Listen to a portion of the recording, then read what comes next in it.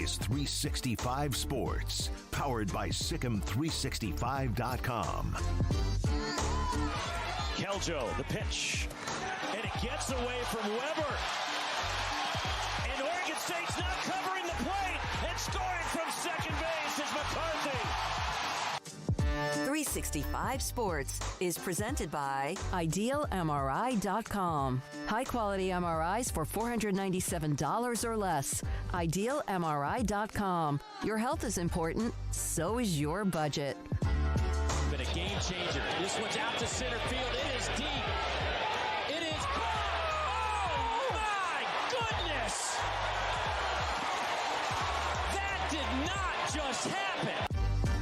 365 Sports is also brought to you by Texas Farm Bureau Insurance, protecting Texans since 1952. And now Emick runs it over Rumsey again, and this one will sail out over the batter's eye. Mercy. Have you subscribed to our YouTube channel? Search 365 Sports on YouTube. Brought to you by TFNB, your bank for life. He is ready to go against Vance Honeycutt. First pitch swinging. Honeycutt on the line to left again. 365 Sports is turbocharged by Unite Private Networks. Find out more at uniteprivatenetworks.com. The 1-0. Tibbs, right field.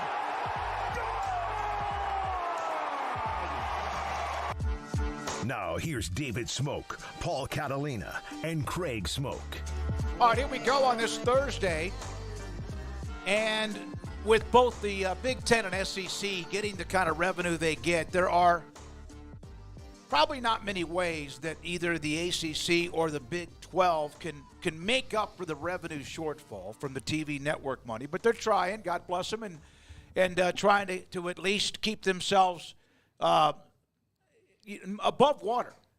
So there are options that Brett Yormark has hinted at in the past. We've even heard private equity when it comes to Florida State on how they can find a way to get out and pay their way out or whatever with the ACC if that ever happens.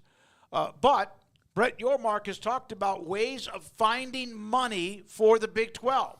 Well, today, a couple of different stories. One of them is private equity, the possibility of private equity being something that the Big 12 gets involved with. And the other one is Brett McMurphy had this today where you can, in fact, name the conference, get a sponsor like you do with stadiums or whatever else. I think you got to be careful. You need the money. You need the revenue. I get all that. But I also think you need to be careful. There's a fine line before you get a little bit like greasy. Yeah, I understand why they're doing this. And earlier on Triple Option, we discussed it. And there were people, like Conundrum in particular, is beside himself because he doesn't think this is good for college football. But Conundrum, by the way, on the chat room. On the chat room, yeah. So he said he just doesn't like it at all. And I like the private equity from Luxembourg less than I like naming the conference. Now, you only close the gap so much before the SEC and Big Ten decide to do the same exact thing if it benefits them. Now, they may decide that they don't have to, but if somebody's going to say, hey, here's more money, they haven't said no to anything. So why would they say no to that? I think the ACC would be the last to do it because Jim Phillips won't pick up the scent quick enough. But, I mean, it is what it is. I don't like the name the Allstate 12. I would like the Big 12 by Allstate or Allstate Big 12. But, you know, if they, whatever it is, it's going to be, no one knows it. Names floated but, out yeah, I mean, it is what it is. I mean, it's no different than a bowl game or anything else. I mean, if they're going to close the gap money-wise, they got to find avenues for money.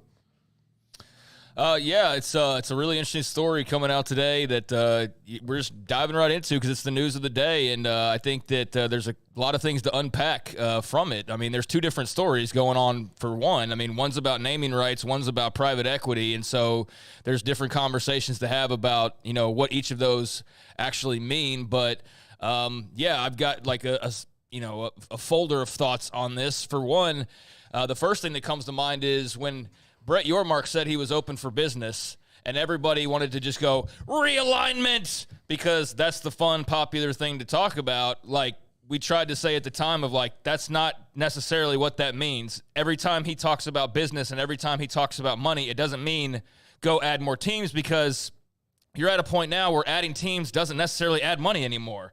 And we just saw with the recent payments, and I understand there's onboarding of new teams and the way you're having to divvy out the money, we saw them take a hit. And we saw that, there's some schools not even getting their full shares, and all of that will take care of itself.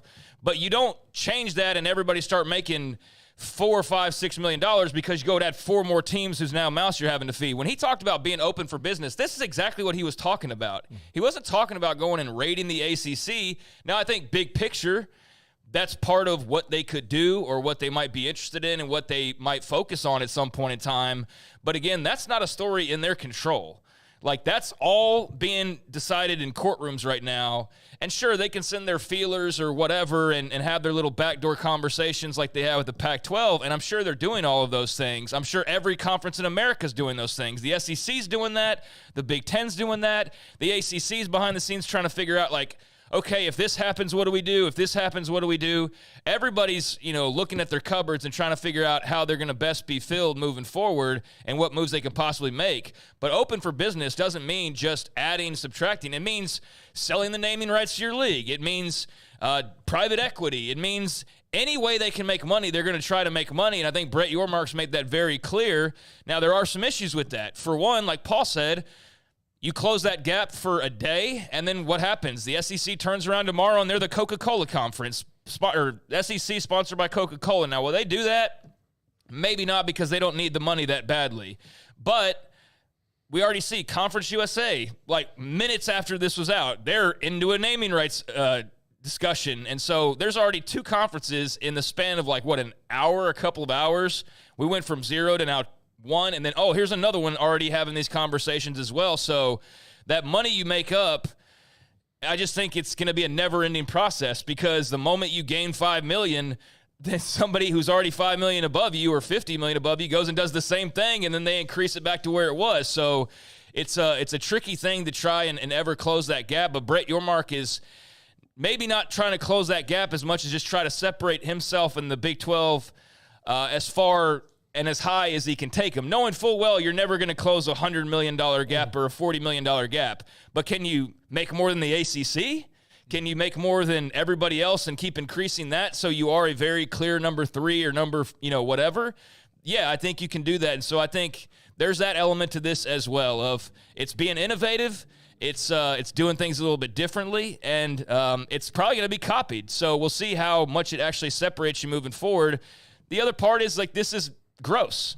I mean, it's kind of gross that you're just selling off naming rights to a conference, but that's college football, and anybody thumbing their nose at the idea of how dare you sell your soul for money? Well, you've got Lamborghinis rolling around on football fields to convince 17-year-olds to come play for you, and every deal under the sun's being made, or backdoor deals or whatever. Everybody's doing things because of money and for money and with money. And so it's easy to look down when you already have a bunch of it and thumb your nose at it. But what are you supposed to do if you're the Big 12 and these other schools? This is being open for business. This is being creative, and I think it's gross. But I also think it's silly when we see anybody in college football fandom whatsoever saying, there's lines you don't cross for money. It's like, really? In this sport, lines are crossed every single day for money. And so this is just another example of it being taken to another degree, and it's a little bit weird and kind of, I don't love it, but I understand it because it's all about the money, and it always has been, and it always will be. Well, if you could make up part of the, even if it's a chunk, and for example, the naming rights of the conference could bring in 30 or 40 million, Brett McMurphy with that story. Dennis Dodd had the private equity story, so did Brett, among some others. I think naming the conference to me is fine. Now, there may be the Big Ten or the SEC, or back in the day, the Pac-12 would not do that. Remember, the Rose Bowl just did not want to have any kind of attachment, and every bowl game has some sort of name attached to it or brand attached to it. I'm okay with that. The private equity thing, honestly, with me, is I don't know enough about. Why would the private equity want to do that with any conference? What do they get in return? Well, I mean, look, if they can make money out of it, that's what they get in return. The problem is that, okay, and I'm not trying to stump for Drew Weatherford here, but like Weatherford Capital is kind of creating this, and Drew Weatherford understands college football and college athletics, so he can maybe create something a little bit better for them because he understands how it works. And I don't know if that's like ultimately the true plan there, but if you're going to meet, and look, this might just be one private equity firm that he's met with, but like Dennis Dodd reported today, he met with a private equity firm from Luxembourg. What do they care? Again, look, what did the Taiwanese shrimp company care about Red Lobster? They just wanted to buy shares and make money. They didn't care about, the employees of Red Lobster or the people who like Red Lobster. It didn't matter to them. None of that was done for the benefit of the consumer or even the actual product that they were selling. It was just done for the suits at the top who put that money in. So that's where it concerns me. And like maybe, I trust Brett Yormark to make good deals, but it does concern me when you're bringing in money from a place that, doesn't watch college sports in America all that much. Like I don't hear, people, recruiting Luxembourgian basketball players all that much. It's a very small country anyway. And it's just so strange you're going to take any money? Like, I don't know. That's where I get. But okay, that's all fine. It's maybe it's gross, all that. And I said could be. You got to be careful before it gets greasy. You're talking about survival here. Yeah, I know. You're talking about would you do this so you're not separated yet again? You're already separated based on income. So what do you just sit back, lay back, and let people beat you up and just continue to have someone separate even more with playing fields unequal, or do you have to look at this? Not have to, because apparently they are at least looking at this option. Doesn't mean they're going to do it. I mean, what fight are you trying to fight constantly? I mean, where does it stop to where you go, like, we can't maximize ourselves any further? Like, maybe we just can't compete with the TV deals, and we're not going to sell our soul and maybe ruin our universities or our athletic programs because we can't follow through on this deal just to say we kept up with the Joneses. Like, how many people have ruined their lives, gotten in trouble, gone to jail, done whatever because they tried to keep up with other people? You know what I mean? So it's like maybe you just don't live in that neighborhood, and that's okay. You still have a really nice house. You don't have to live in the golf course part of the town. You can live across the way in a really nice upper-class neighborhood where you're still better off than 90% of other people, but you're so consumed with like these 30 families that have more than you that you're going to risk everything you have just to say that you belong next to them at the effing cafeteria at the golf course. Like, for what? For your own ego? So I'm all for Brett Yormark going out and being open for business. I just think the naming rights thing is just a little weird, but I'm not totally against it. I just think, like, you've got to handle it at least in if classy is the right word, but don't like just make it a goofy name and like just be a total circus. Like, try to maintain some level of, like, if you look at it, you don't automatically think Allstate Insurance Company all the time, even though that's what Allstate's going to want with that money investment. But the Allstate 16 or something that sounds like still a league of some sort, right? I would be okay with that. Private equity is like a whole different thing, though. This is like letting the fox in the hen house. And like, no, trust the fox. The fox is going to be cool. Like, I don't believe that for a second when it comes to things that I've seen in regards to private equity. So I know that there's been discussion about how the Pac-12 had this option a few years ago. They didn't feel comfortable doing it, and so they didn't go through with it. Now, I don't think that's why they died. They died because they were too full of their own supply or too high on their own supply, and they couldn't get the right TV deal. But, I do find that interesting that they had that option and they passed on it because people didn't feel comfortable with it. I think there's a lot of people that don't feel comfortable with this idea because it is taking such a step away from the normal traditional structure where you're suddenly having investment folks coming in. And yeah, what does a banker from Switzerland give a damn about Iowa State football? He doesn't care if you're successful unless that success means money back in his pocket. But if he's not getting that return on an investment, then I don't think they care much about whether Iowa State football lives or dies. Then why would they want to get involved? Because they see an opportunity to make money. Yeah, but they must see something that's been presented to them that makes sense, or at least it makes sense enough to talk about. According to Dennis Dodd's article, Brett Yormark sees the value, and they run the numbers of the value of the Big 12 doubling in the next 10 years.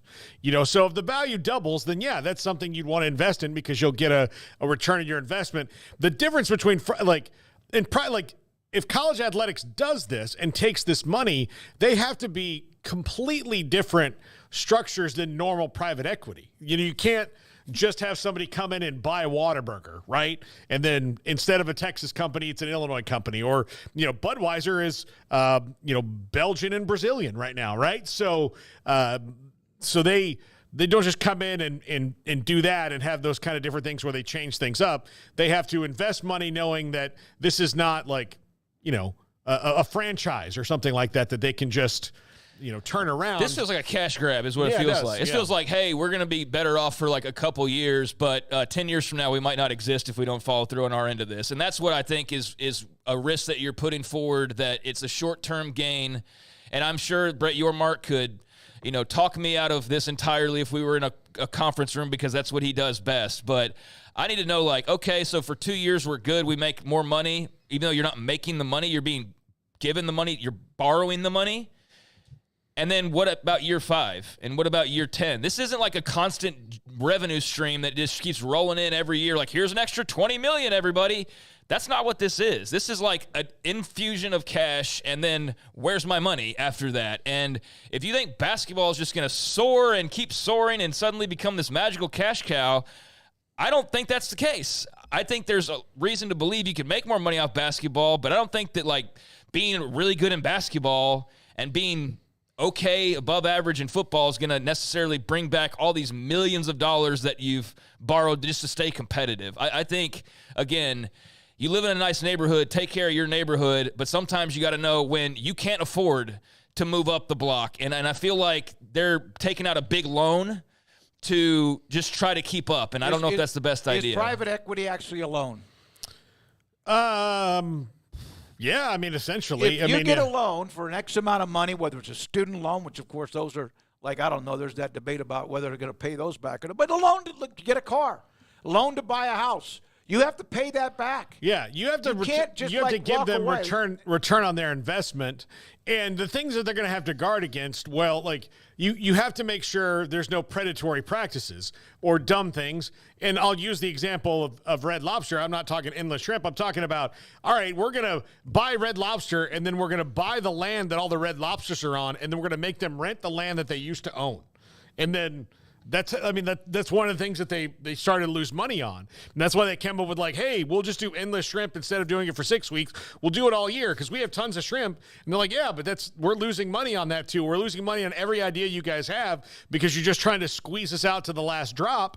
And that college athletics is not going to work like a restaurant chain. It's not going to be the same thing. So you can't just take money and then have people look at it as, well, how are we doing? Well, our oil holdings are doing well. That's doing great. We've opened some new things at a cobalt mine. How's the sports thing? How's the Big 12 doing? It's fine. It's not losing money, but, could be doing better. Well, how do we make it do better? Well, what if we, changed all this about it? Make them do that. That's where it gets dicey. Let's look at some of the responses in the chat room from Brian Meals. There will be demands from the investors, and most likely this could trigger unintended consequences. The only reason is that Big 12 has decided to go a different direction and create a loan league. I'm not sure what it means, L-O-N-E.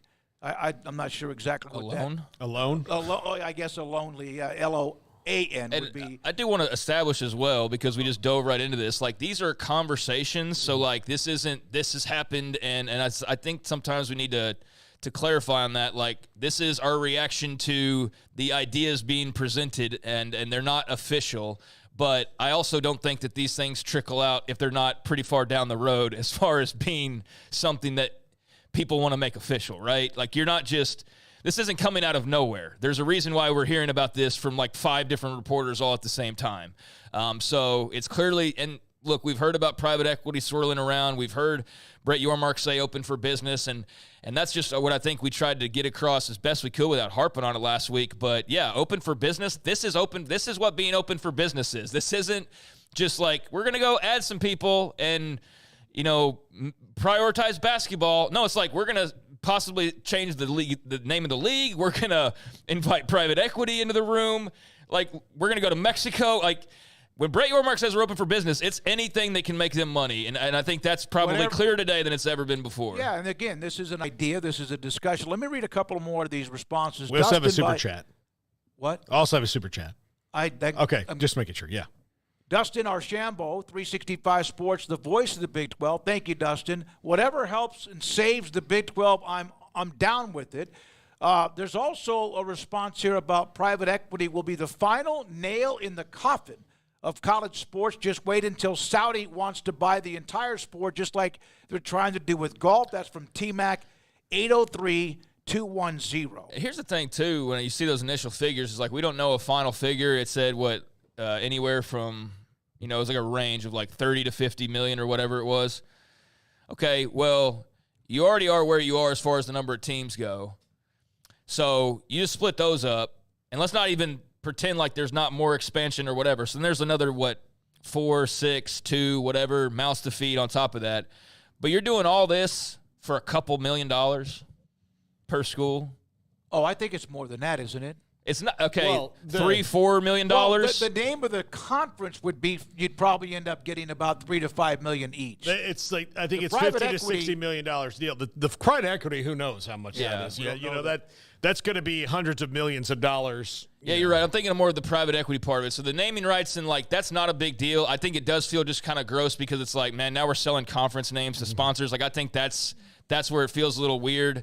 But yeah, I mean, if that's worth it, $2-3 million, sure, that probably is worth the bite for the conference.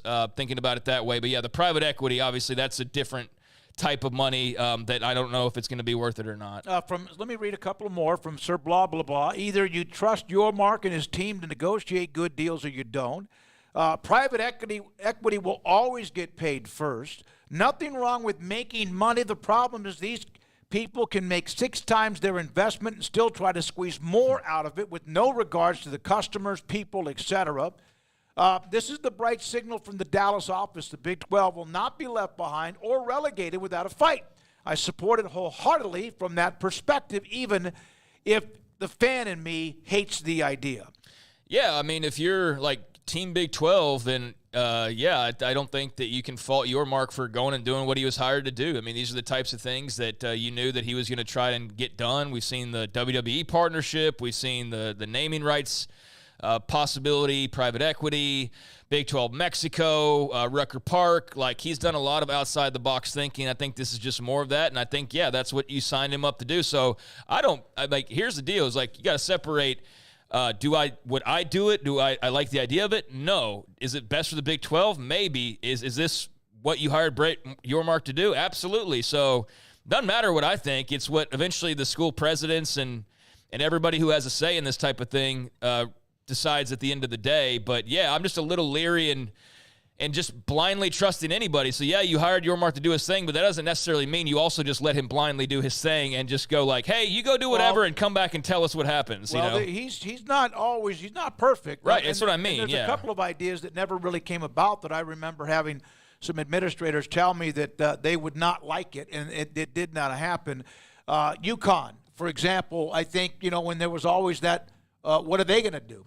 Although it'd be nice to have a 2-time national championship basketball team. You've got national championship teams, but you would have another one in UConn. Brett Yormark's going to collect a check and let the Big 12 deal with the potential downfall after he's gone. I don't know about that. It's not Saudi money. It helps the Big 12. How else would we generate money to keep up with the SEC and the Big 10?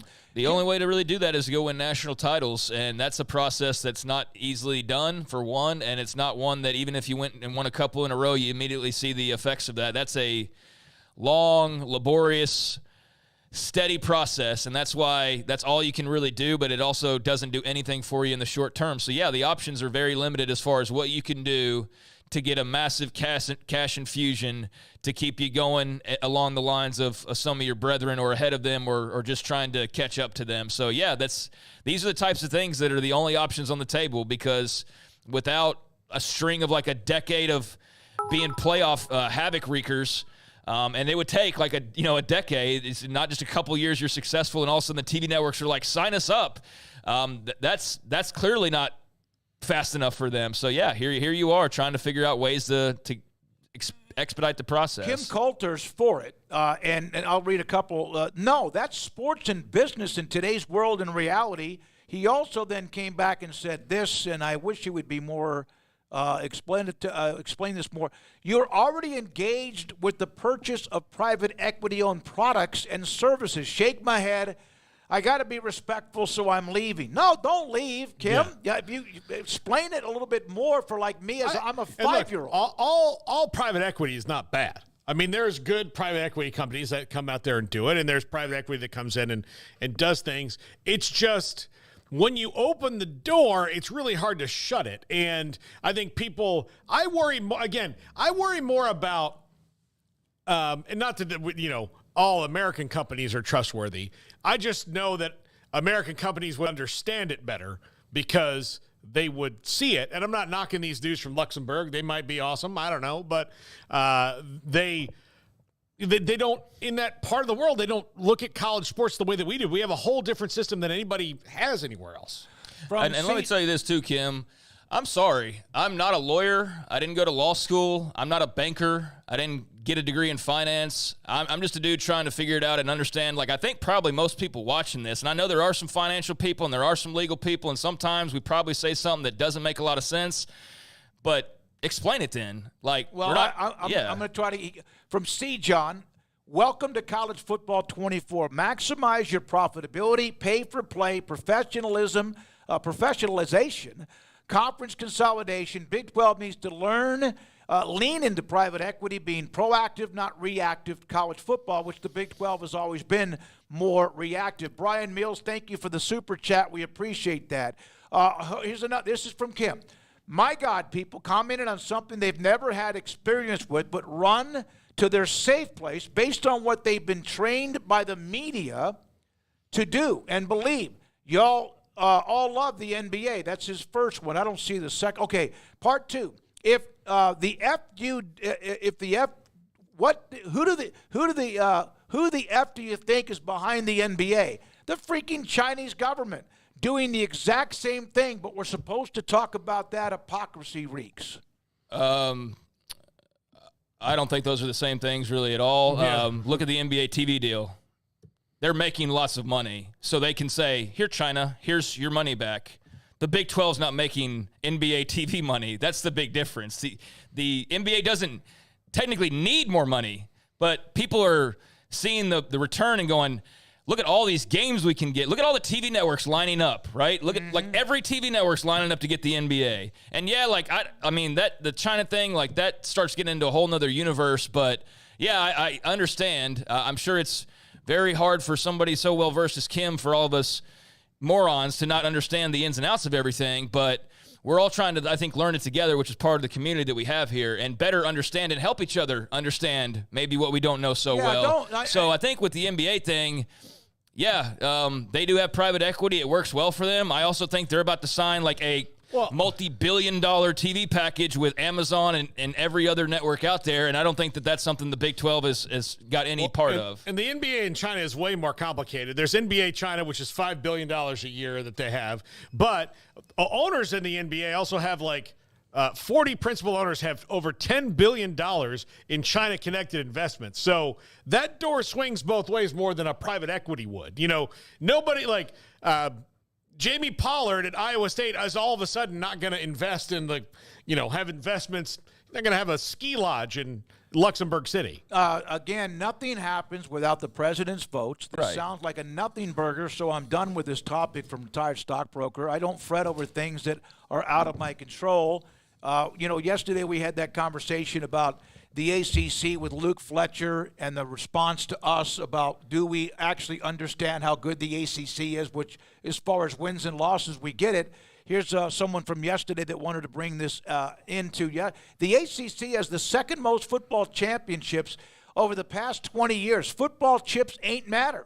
It's all TV viewership and brand. So we wanted to respond to one of the conversations we had yesterday. Yeah, when we had that ACC person running down their list of credentials, and we told them, yeah, that's all great. That doesn't matter. It doesn't matter. It's nice to have. It's great. God, yeah. And the whole point, and I think we answered it very quickly, was Nobody's saying the ACC is not really good in athletics. Nobody's saying they can't win titles. Nobody's saying they're not like maybe the number 3rd overall best, or maybe in a certain year you can argue number 2. But that's not the point of the conversation. It's not about athletic success. No. If it was, then Florida State would be sitting there and be like, you know what?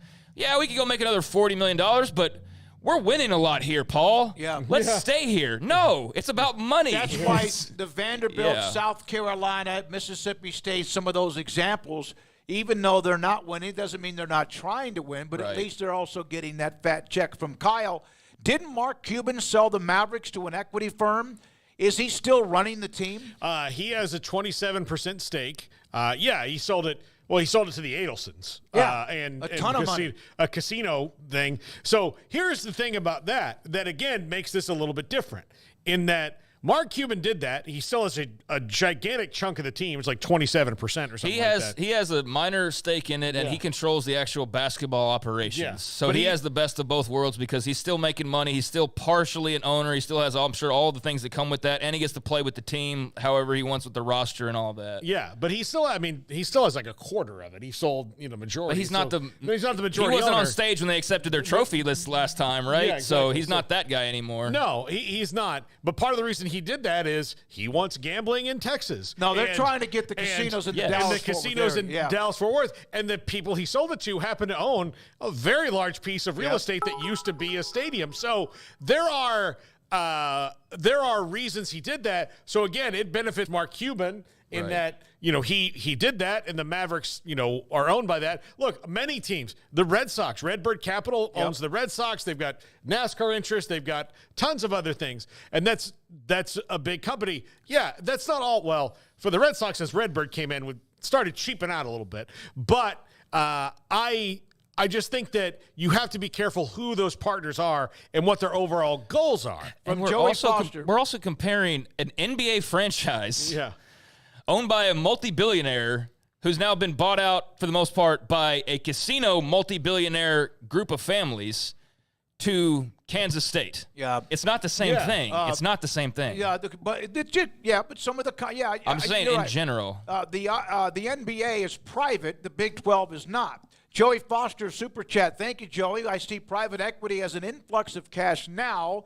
The conference will pay for severely later. And that's great show, guys. Thank you, Joey. Appreciate it, Joey. And I think that's for anybody who's like, you don't understand or whatever, that's the part that then please help clear it up, because it seems like a money grab for now that eventually the rent comes due. And the Mavericks are going to make money off their TV deals and possibly gambling in the future. And they have all of these plans that have been laid out that Mark Cuban found to be the right time to go ahead and make the move that he did with the Adelsons. But I don't know that there is a similar situation for Baylor or Texas Tech or whoever down the roadway. It's just not, I don't think it's an apples to apples type of a thing. I don't think that private, what was the other term for it? Private capital is necessarily the big boogeyman either.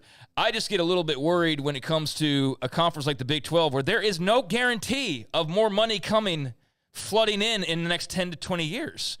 Like, there's nothing that guarantees that. It's all built on hope, and I get that that's business to some extent and all of that, but I think that's where it's okay to not just go, I believe everything Brett Yormark does is great. He could never steer us wrong.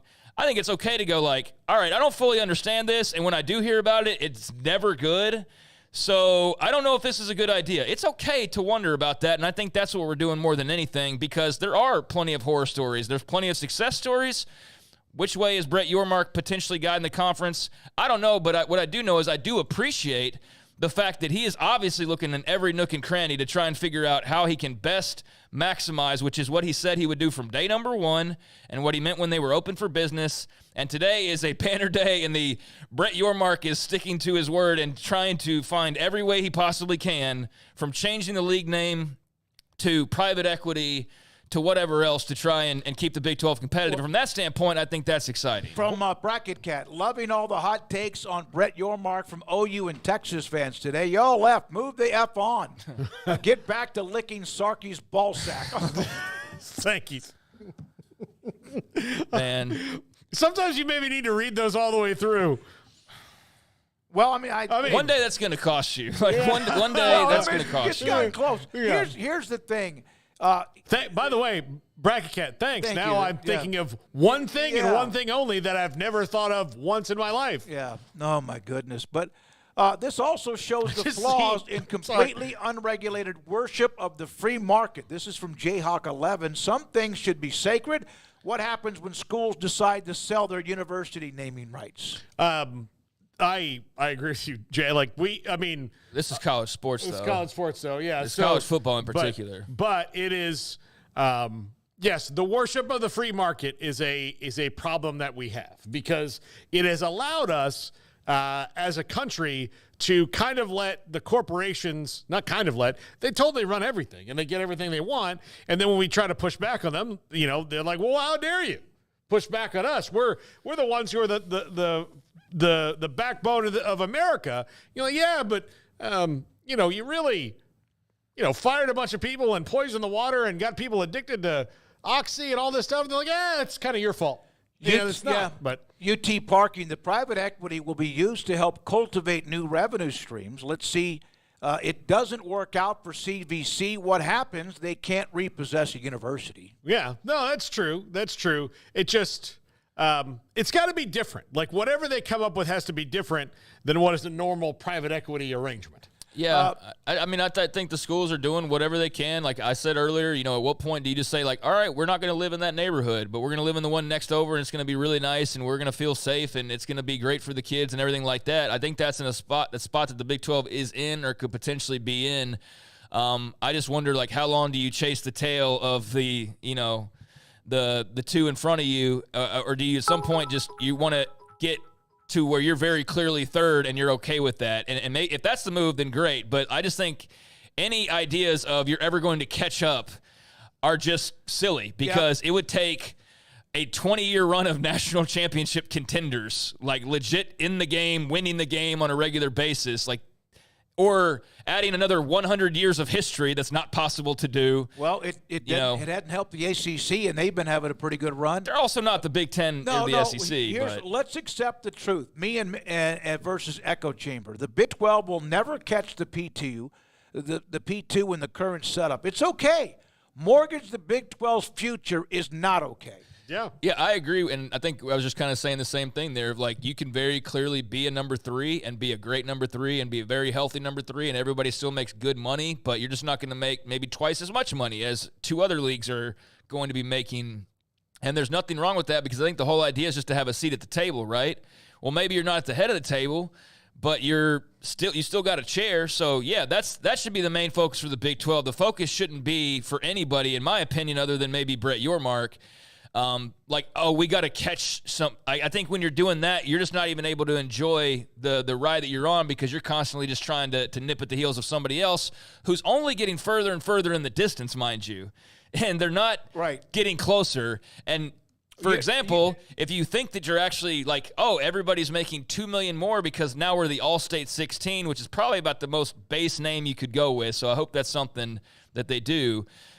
Then the SEC says, okay, we're now the SEC presented by, farmers, whatever. And we're making $4 million per team per year. So, if you're chasing, you're just always going to be chasing, I think, given the environment that we're in now. And if you haven't caught on to that, if you're a Big 12 fan, then catch on to that. Don't be disappointed by it, but it just is what it is, and you can still live a really good life in athletics and college sports. Right. It's okay to try to compete.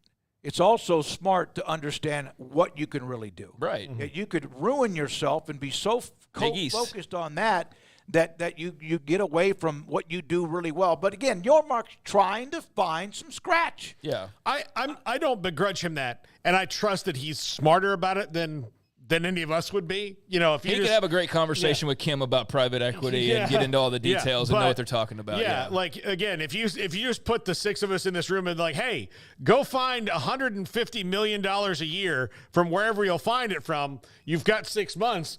At the end of that 6 months, I'd been like, guys, I think we gotta talk about this Taiwanese company here. And they're like, yeah, but they're gonna make us sell a bunch of shrimp. Like, who gives a crap? Yeah. We need the money.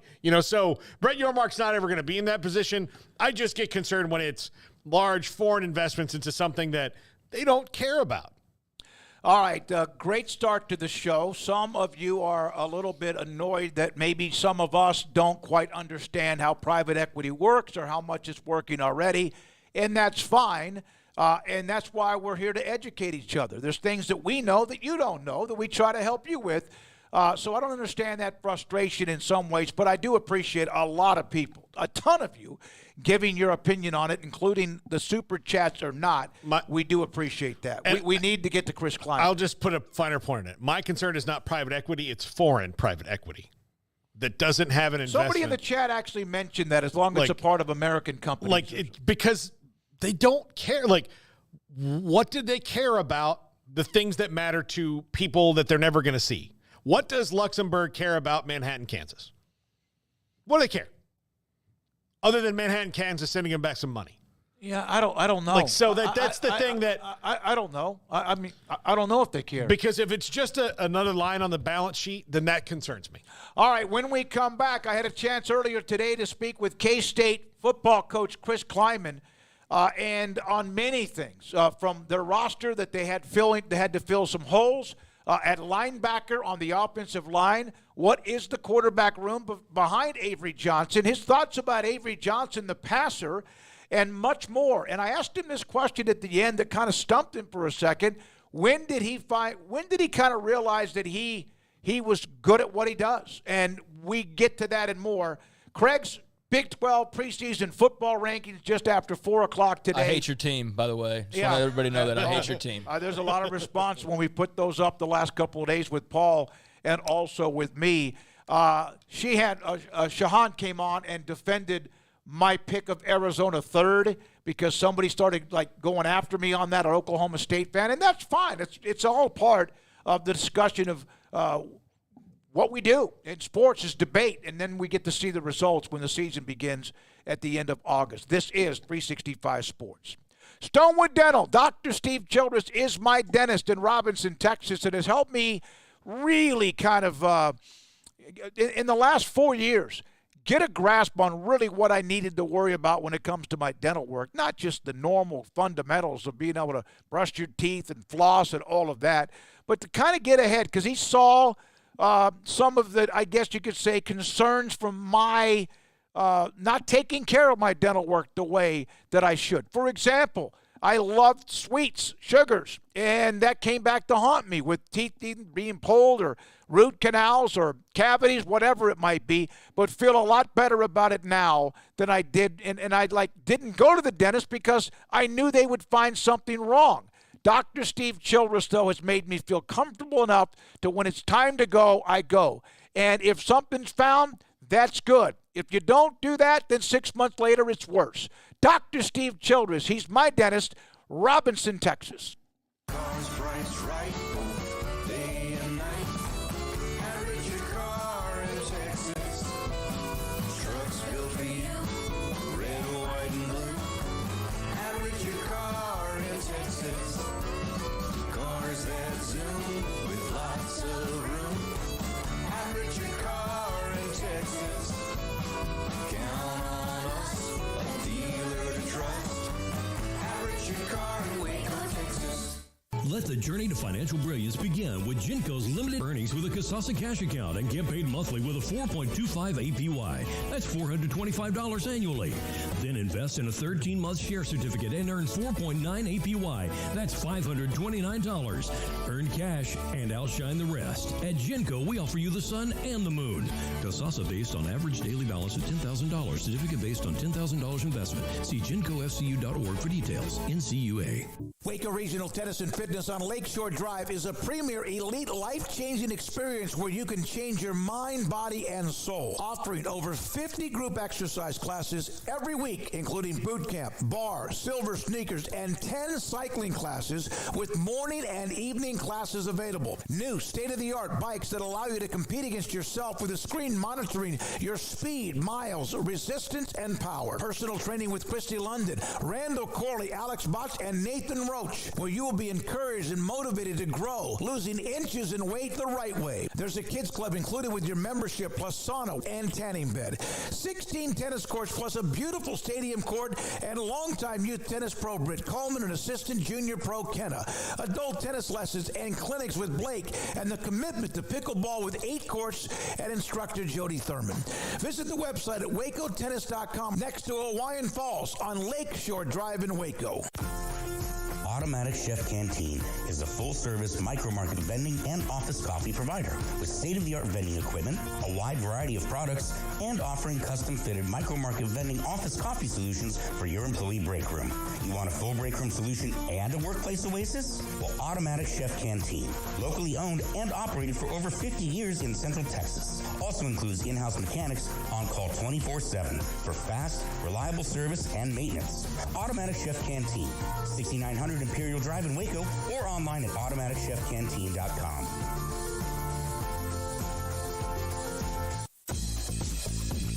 Baylor Scott & White Southwest Sports Medicine and Orthopedics, the team physicians for Baylor Athletics, diagnosing and treating all sports-related injuries, including concussions. These specialists also provide orthopedic services for athletes and non-athletes alike, whether it's knee or shoulder pain, a wrist injury, orthopedic spine care, and even an arthritis and total joint clinic. Trust the doctors Baylor Athletics trust. Baylor Scott & White Southwest Sports Medicine and Orthopedics wants to get you back in the game.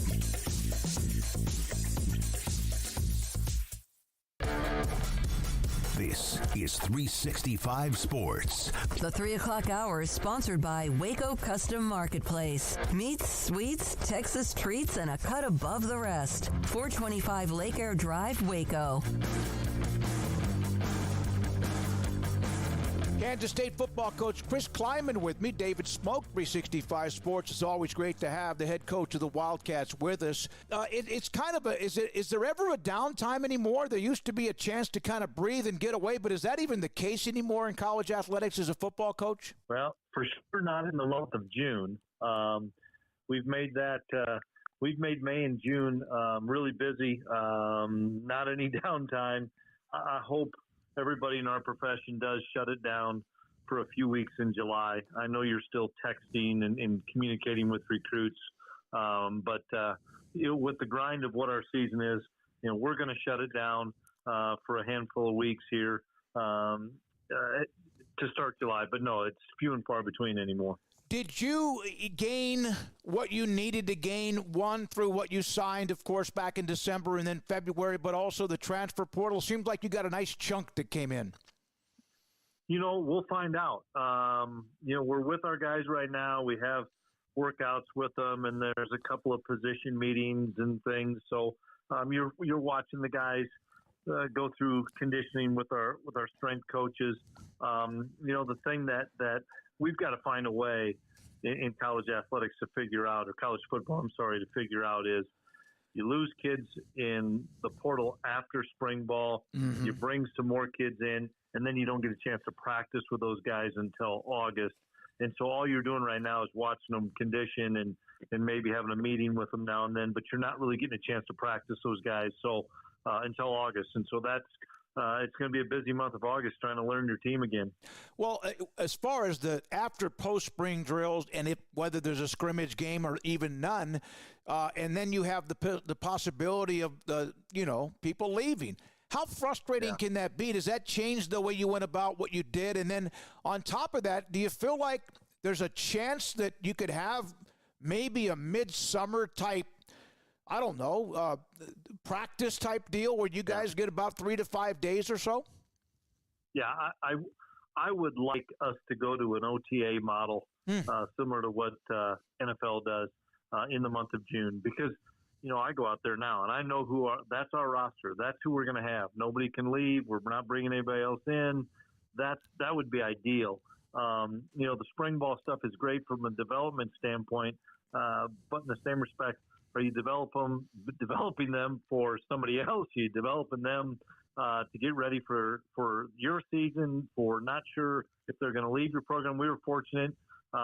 We didn't lose. I think we lost one kid is all at the spring portal window. So our spring practices are with our roster, but we did add some other guys. And some of that is just the kids that didn't mid-year enroll, those kids showed up in June. We're just watching. These are high school kids, and we're just watching them work out. I'd love it if we were able to have an OTA type mini camp like the NFL with your roster that you know is intact in June. Well, it seems like it's basically almost even free agency, so why not attach NFL-type OTAs? I think that's a great idea. Let me ask you this. Have you ever thought, or has it ever been something that has been discussed about maybe in August, after a couple of weeks of practice, of having some sort of scrimmage against somebody else that is live and not just practicing against yourself, or maybe during the end of spring?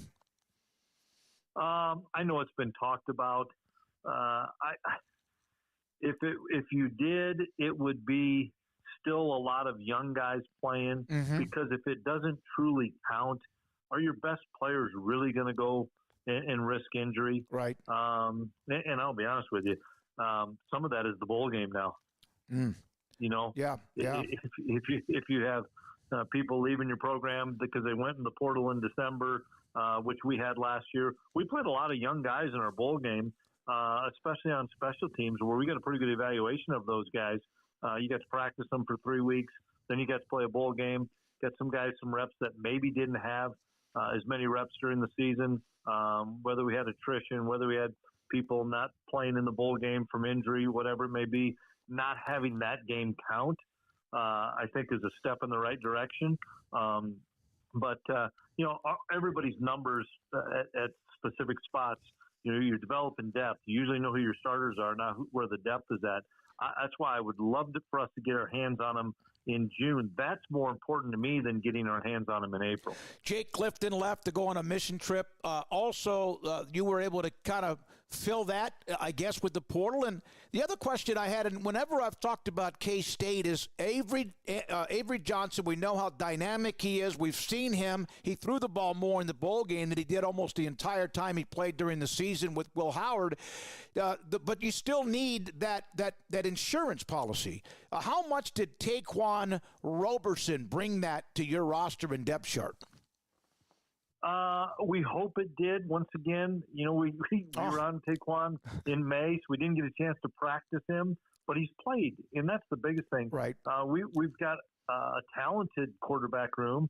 It's a really young room, and I think bringing Taquan and that experience of an older guy that's played a lot of football, been in a lot of quarterback rooms, I think it's going to provide some maturity, some wisdom, and he's willing to. He wants to compete his tail off, and he's going to. But he also wants to be there and help. And I think the other thing is getting a guy like Matt Wells. And when I hired Wellesley, when I got Matt, you're familiar with him, and as I am through his days at Texas Tech and Utah State, to get an experienced guy that's been a play caller, been a head coach, been an OC, to be your quarterback and co-OC coach, it's really going to help our offense and help our Qs. Avery Johnson, what he brings to the table, obviously a dynamic runner, and what Coach Wells can help with the passing game and watching him develop as a passer. How dynamic is he? He's really special. He's the fastest kid on the field most games that he plays. He's the fastest kid on our team. I know some other guys would probably say they are, but this kid can really roll. I'm excited because he's a much better thrower of the football than he got a chance to probably show last fall. We did some things in bowl prep. We did some things in the spring, made some tweaks in what we're doing offensively, probably to emphasize his strengths a little bit more. But I'm excited because he throws the ball and doesn't really well and doesn't get the credit for it because he's so dynamic and can run the ball. And I'm looking forward to him having a really good year. He's still a young player. He's a true sophomore that hasn't had a ton of experience, but he's a very confident guy, but yet a very humble kid. I'm excited because I think he can be really special, and he's going to make some mistakes. He's still young, but I know he's going to learn from him and grow from him. And like I said, with he and Wells, I think it'll be a really good match. Can you think of and I know that there are other programs that have dynamic running games, but with Giddens and now Edwards, and then, of course, what Avery can bring to the table, you have to fill a couple of holes from departures on the offensive line, which we'll get to. But that's pretty salty, Chris. It's fast, and there's some guys that can really run back there and can get out and go. And then, DJ, we talked. There's really good backs in our league, really dynamic backs in our league. Sometimes I don't know if DJ gets in that upper echelon like he should be because he's a power guy. He's got great hands, protects the quarterbacks as well. I'm excited about our backfield. We've got a number of people that can do some special things with the ball in their hand. You have Leviston, KT, who played here in Waco. We had him in the studio before the NFL draft. Obviously, BB and just a bunch of snaps. It just seemed like even with Coach Snyder to what you've done, that's just something where you guys almost like have a factory of those who come in and replace them. And it's the same type culture on the offensive or defensive line. Is that true? It has to be. In my days of being a head coach, and I've been with Coach Riley, our offensive coordinator and O-line coach, we always want to have great depth in our O-line and have the next guy up mentality ready to go. And that's harder in today's day and age of football. But, I know we lose 4 real seniors in the offensive line, and then you throw Beebs in there. Gilly was a starter for us for a number of years at center. But we also have 2 kids that started a ton of football for us in Hadley Panzer and Carver Willis. But our other 3 guys are going to be in their 3rd or 4th or maybe 5th year in the program, that it's not like it's a brand new face that's a true freshman or a redshirt freshman. We have some of those guys that are going to help us and provide some depth and give us more bodies in there. But we've got some guys that have been in the program an awful long time that it's just their opportunity. And they probably would have had the opportunity last year, but all those 6-year guys came back. All right, K-State has always had great special teams. You have the coach that came in with the Commanders, had been there for 5 years in the NFL. But Kansas State, to me, is kind of like Coach Beamer when he was at Virginia Tech. It's something that is, again, it's just something that's a part of K-State football. How much of a tweak or how much infusion of adrenaline does he bring to the table? Oh, we were so fortunate getting Nate Katzer to come in here and be a part of our program. He's from Western Kansas. He knows about Kansas kids. He was excited to come here. Just the resume and pedigree he has. It's a lot of our older guys that have aspirations to play at the next level have gravitated to Nate and are asking him tons and tons of questions. But you're right. It's a mindset here. We have a lot of walk-ons that have earned their stripes on special teams and ultimately earned scholarships, and our guys see that. And so it's got to be good for us. It's got to be really, really good. And there's times last year that it was really good, other times that wasn't so good. But our special teams are a staple here, and Coach Katz is really going to continue to emphasize that. How much of a challenge is it to try to make sure the mixture of high school students, athletes, high school kids you recruit and sign, and what you do in the transfer portal? Is that something you're learning almost like now every year because it's so new? Yeah, every year is a different challenge, and that's what we kind of talk about as our staff. We didn't know how the 22 season and roster was going to go. Then we get to the 23 and it changed a little bit.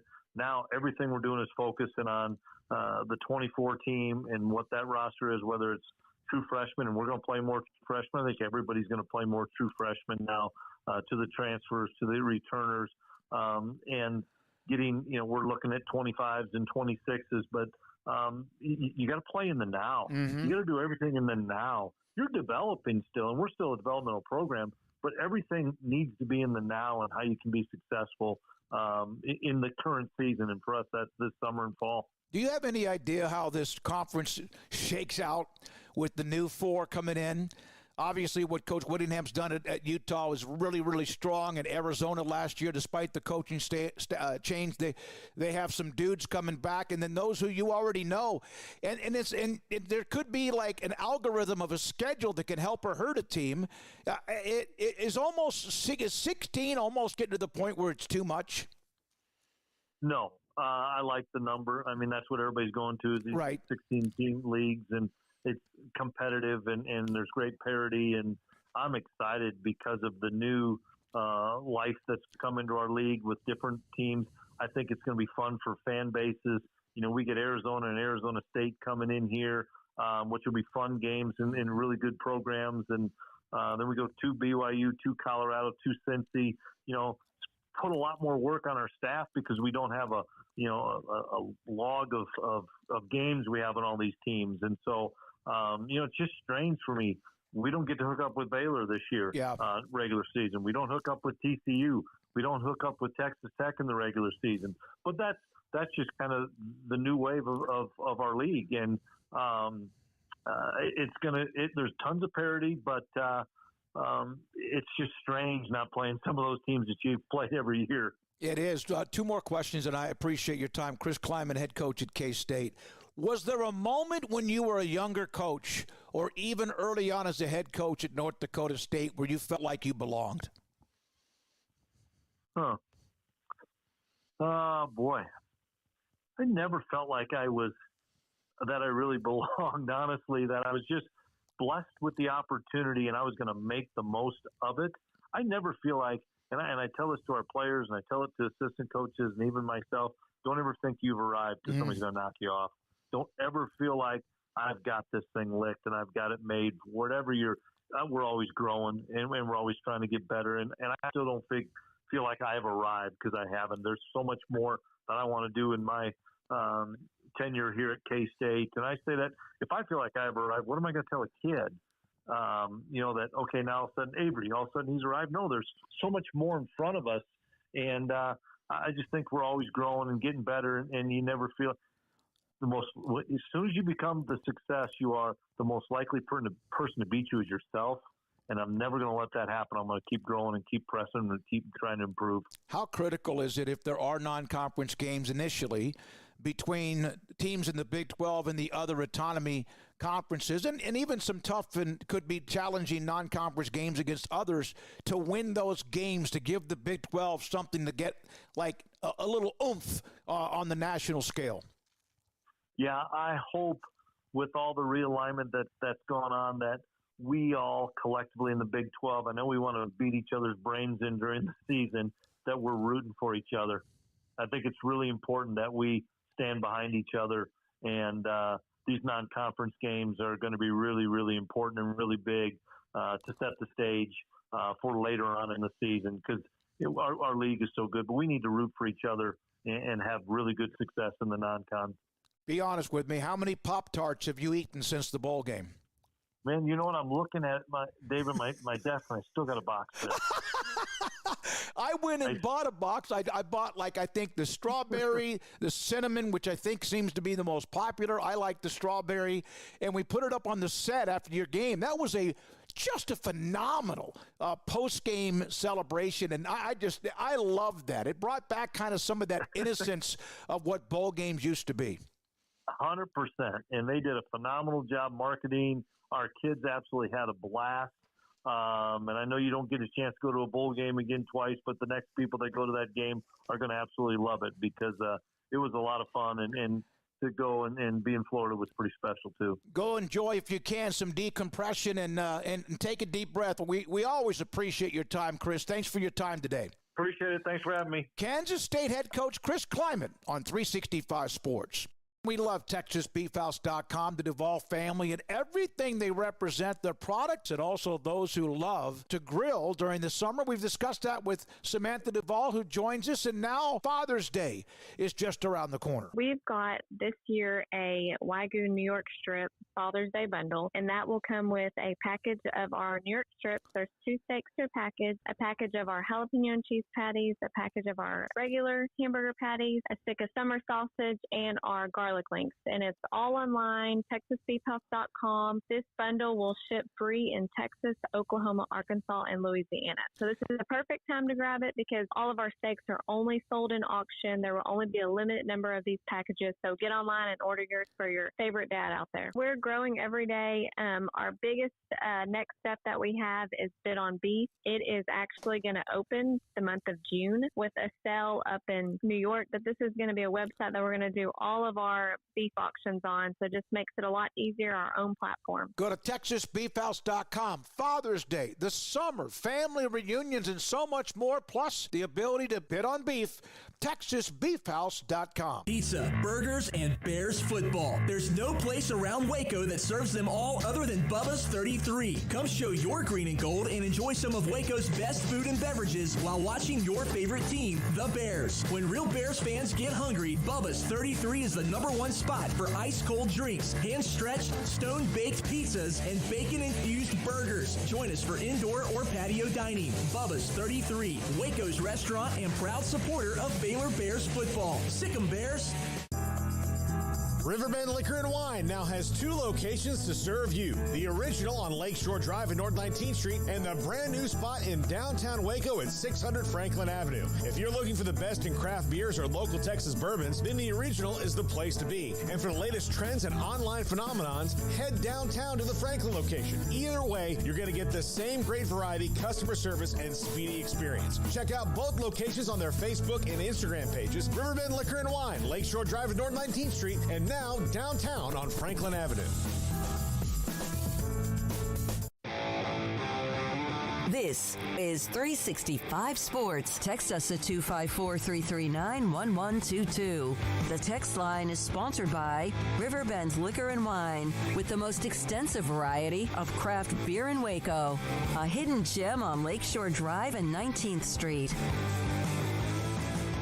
All right, this 4 o'clock hour, it was Tuesday when Paul released his Big 12 football preseason rankings. Yesterday I did, and it was kind of fun to see some of the banner that was going on when intern James put it up. And I think I went not completely unscathed, but it wasn't bad. It was some pretty healthy stuff. Of course, K-State fans think I'm brilliant. The love I got from K-State and Utah fans helped me from the beating I took in the cities of Stillwater and Lubbock. Well, you deserved those beatings. I had Oklahoma State 4th and still took a little bit of a beating. I had them 4th as well. Yeah. And you would have thought I had them picked 16th. Yeah, no, that's the thing. Out of 16 teams. Craig Smoke, you got yours now. Here you go.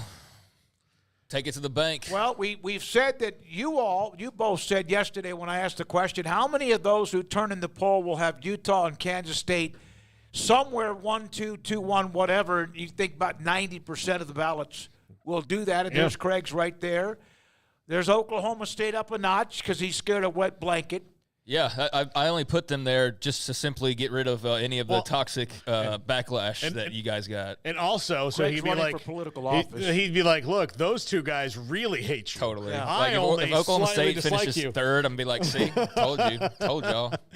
All right, you got Tech a little bit up a notch or two from where we did, so Kim Coulter will be happy, and also West Virginia. I look at that and. Again, it's kind of in tears, and I don't see anything wrong with it. You're going to argue all day long about like 3-4 through about 8 or 9. All of our tiers are mostly the same. They are in certain ways, yeah. You know, were you like me, Craig, in that like once you get past that top tier, it you know, until you get to TCU and Baylor, I think there's that 5 through 9. Is very interchangeable right now. Yeah, I think that can be really interchangeable. I kind of looked at it as like 4 tiers basically. Well, yeah, like 4 tiers. I think that there's a clear top 2. That's how I took it at least. And also I think that there's a clear like 3 through 8 or 3 through 9.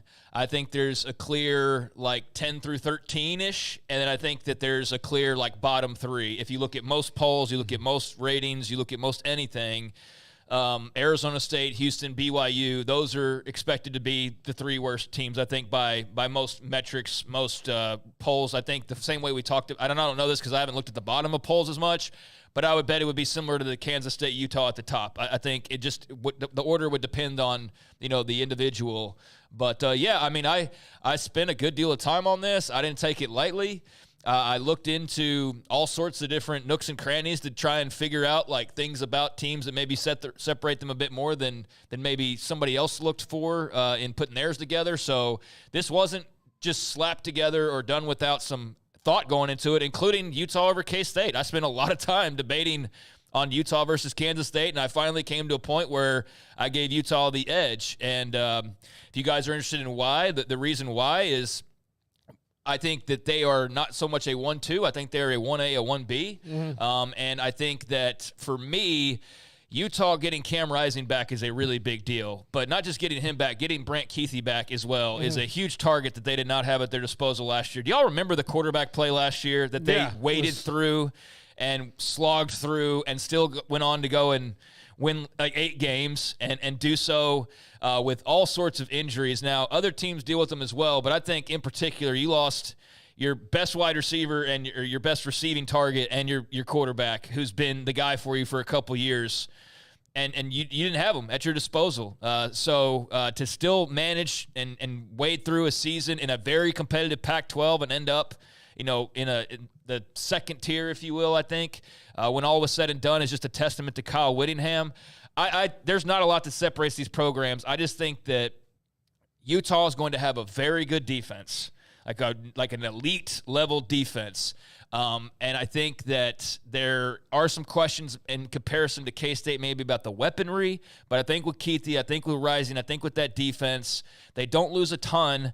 I think they're pretty similar to K-State in a lot of the different rankings, whatever you're looking at, whether it's strength of schedule, whether it's returning production. I mean, all of it, they're pretty much neck and neck. So I gave Utah the edge just because I think with Rising coming back and Keithy and just the way they've got that thing rolling, that they're the ones I'm going to give the lean to. Whereas with Kansas State and Avery Johnson, I think he's going to be sensational.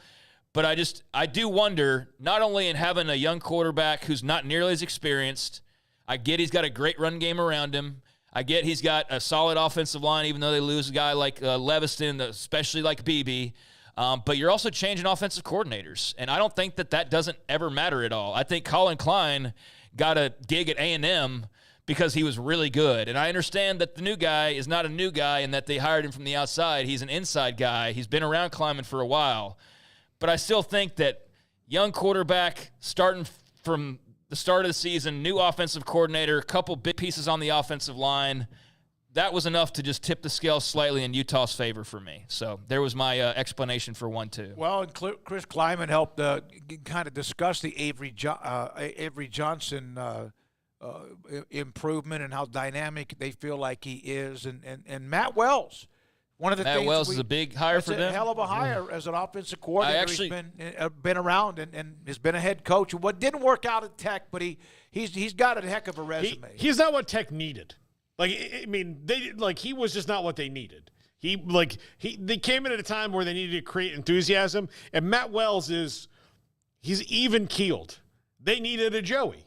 They didn't need a Matt Wells. And it's not a knock on Matt Wells. I think they maybe needed Matt Wells for that time period, and it led to eventually, because I don't think if you hired Joey 2 years earlier or 3 years, that it's going to be the same as it is now. So I think that worked. I know what you're saying. I think it worked out the best for them, though, that they had that just little period where it wasn't successful, but it did lead to them getting Joey McGuire ultimately at the right time when he had already had some years on Baylor's campus and was more seasoned and ready to go. So that was a blessing in disguise in some ways. All right, Arizona's a team that my poll yesterday, the rankings, was debated quite a bit. And, I think they have more back than people realize. Yes, they lost Jed Fish. They lost others that went with him to Washington, but they have a lot more back than people realize. But, Craig, you still think just the transition, the defensive coordinator is gone. Defensive tackle gone. Well, yeah, again, he's a good player, but you just don't think, you're not sold on them being maybe in that upper echelon. No, I think that they are. I think they could finish anywhere from 3 to 6. I think they're somewhere in there, but I'm just not giving them the benefit of doubt. I think Fafita McMillan is arguably the best quarterback wide receiver combo in the entire league, and it's certainly one of the best in college football. But I do think you're losing guys like Michael Wiley. You're losing guys like Jonah Coleman. You're losing your offensive mastermind in Jed Fish. I think losing a head coach, like losing an OC, like maybe I put too much on that and Brent Brennan rolls in and they just don't skip a beat whatsoever. But I don't necessarily believe that. No, there's a reason why Washington wanted Yeah, Jim like Fish. I don't necessarily believe that you roll in and, hey, we got Fafita and McMillan. All right, let's go score a bunch of points. You know, you also lost Jacob Cowan. So they lost guys either to graduation or to transfer that were impactful on that season at wide receiver, at running back, and at head coach. And so I think that they are certainly a team that I probably weighed down maybe more than most will, because I still think they're going to be plenty good. But I do think just the transition and facing new teams and the changes that they've had on the roster defensively, losing Johnny Nanson's a big freaking deal. Like, that's a big deal. He was really, really good. Their defense was really good. They didn't get rated nearly as badly as they probably could have, but they still lost some guys. So you lose your DC, you lose your coaching staff, basically, and you lose a bunch of playmakers. You've got some coming back, but I just think there's going to be a dip of some sort. And so that dip, to me, has them in that second tier behind K-State and Utah, where I think you could throw a dart and it's going to be some sort of, combination of like those 5 or so schools. Okay, from your second tier and third tier, is there any of those 8 schools that if everything goes perfectly, they could be on the top tier? Oklahoma State. No, Oklahoma State's on your top tier, the top 4. From your middle 8. Okay. From your middle 8. Yeah, I think Arizona could certainly be. I don't think that would be much of a surprise. I think I probably got them lower than most people, but it's like somebody's got to be 5th and 6th and 7th and 8th. Like, not everybody could be top 3. I think Iowa State could be sneaky good. They bring back everybody. Like, everybody.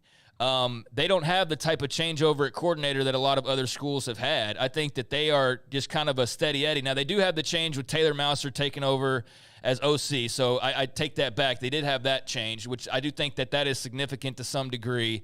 But I think that they've got a schedule that's manageable. And do y'all realize, do y'all understand that and I know it doesn't just translate year to year, but like Paul was talking about Iowa State yesterday, like they don't string back-to-back years together and all. Do y'all realize they finished 4th last year? No. As forgettable as that was. I came back. No, I said they had 5 consecutive winning seasons. Then they had the drop, and then they came back. Yeah. But with Rocco Becht and the gambling thing and all that, they finished 4th in the league last year. Well, 2 of those teams above them are gone now.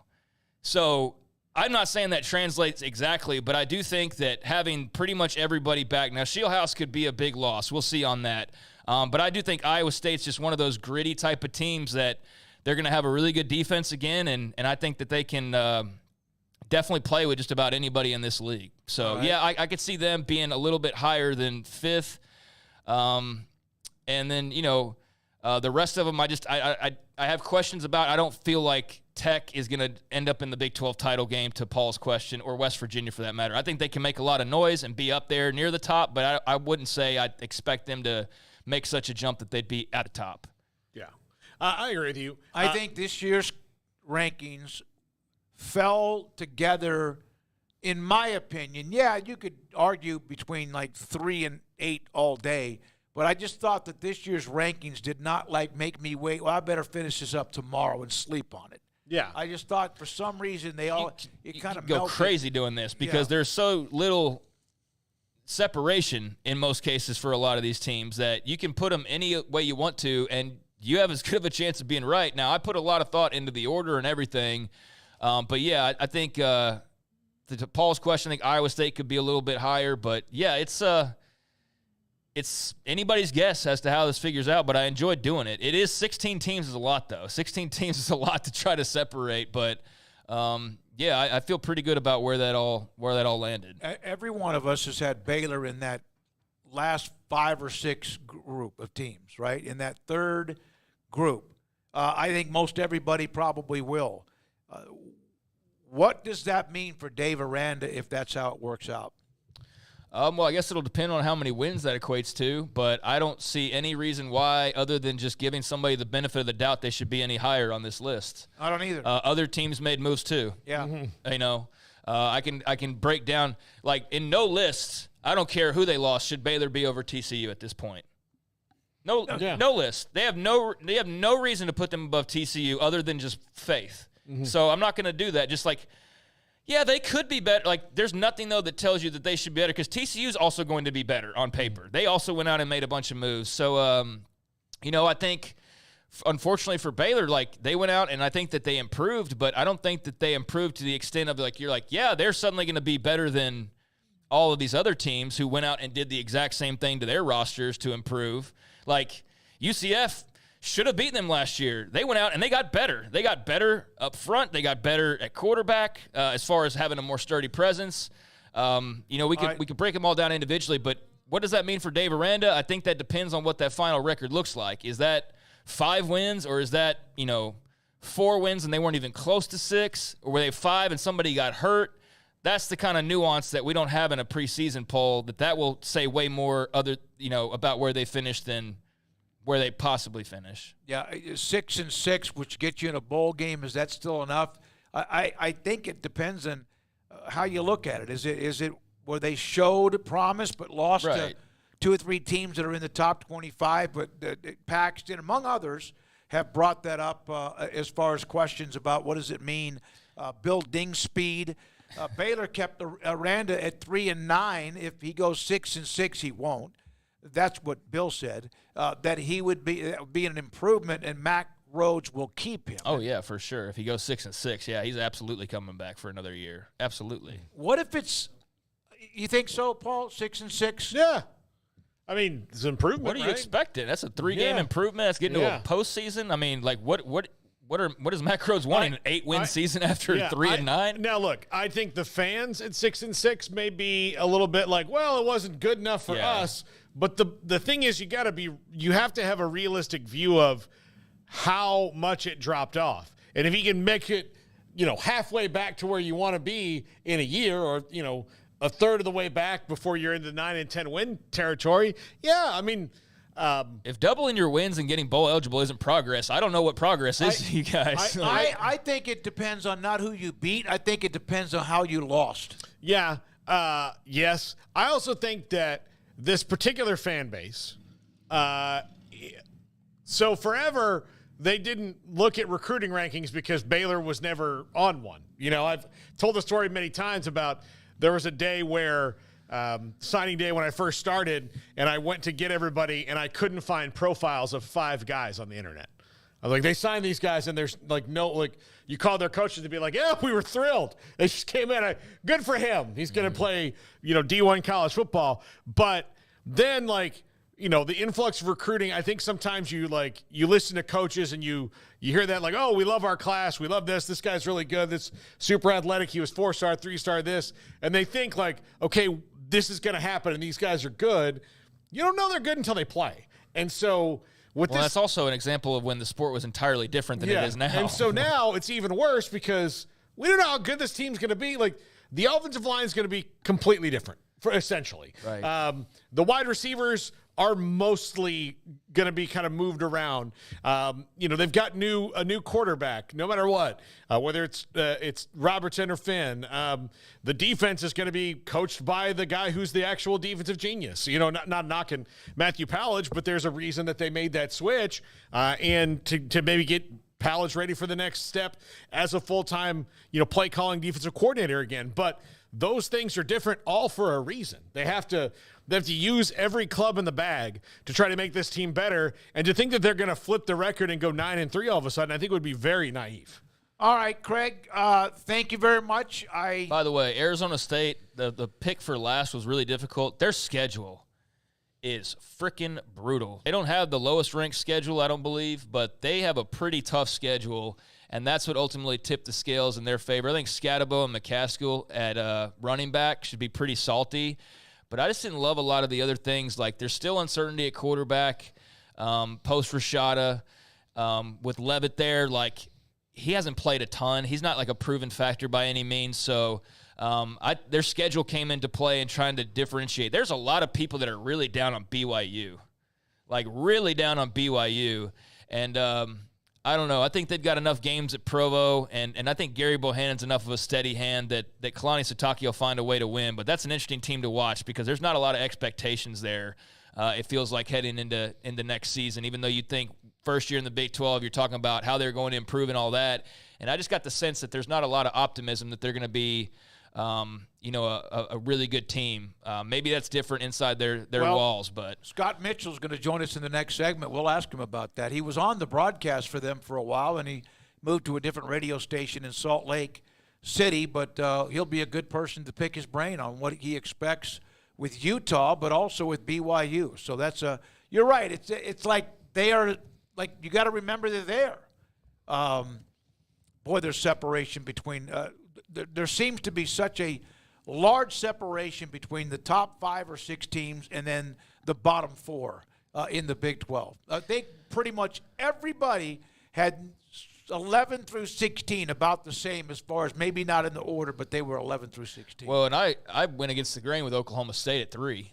Y'all have hated on them, bashed them. My God! But no, if you look at like win total, like they're not in that second tier. They're like more of like a third tier, not like Baylor, Colorado, that level. But they're not.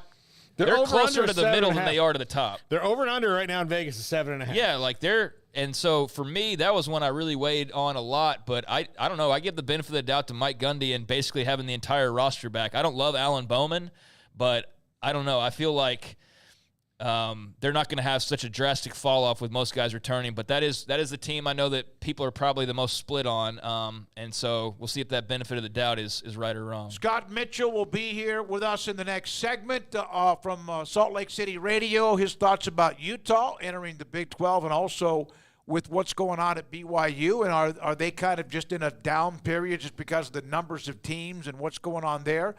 His thoughts on that, plus much more. We'll take you up to Tim Brando just after 5, but Craig smoking off the radar. We just saw his Big 12 preseason rankings. We'll have off the radar after Scott Mitchell. This is 365 Sports. Pioneer Steel and Pipe. They opened their doors in 1943, and, well, their doors are now bigger and larger, and their business is more efficient, and it was really good.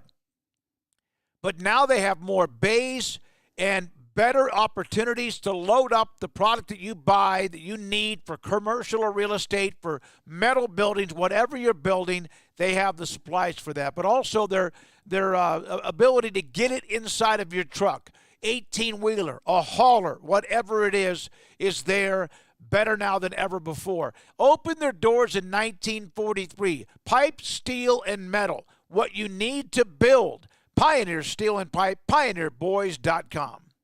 Make this the summer of Jeep at Allen Samuels in Waco. Get a 2024 Jeep Compass under $30,000 or save $13,000 on a Jeep Grand Cherokee Overland. Visit Allen Samuels in Waco today. Come by. Let's be friends. You want to know why Stonewood Dental is so successful? Listen to what happy customers have to say.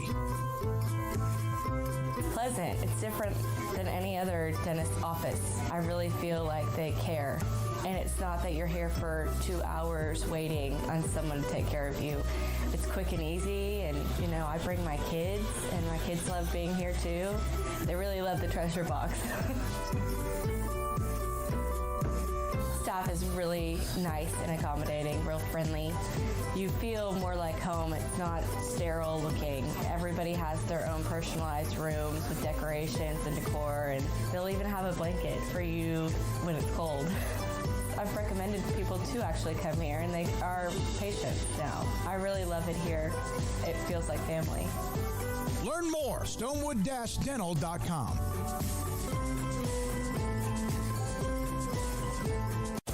At Ideal MRI, we feel blessed to be part of the Waco community. We're a small family business here in Central Texas. At times like this, the cost of healthcare has never been more important. And unfortunately, significant illnesses and injuries still occur. And that's why Ideal MRI is open and here to serve you through this difficult time. So if you need an MRI, ask your doctor about Ideal MRI. You can schedule online in minutes at idealmri.com or call 833-IDEAL-MRI.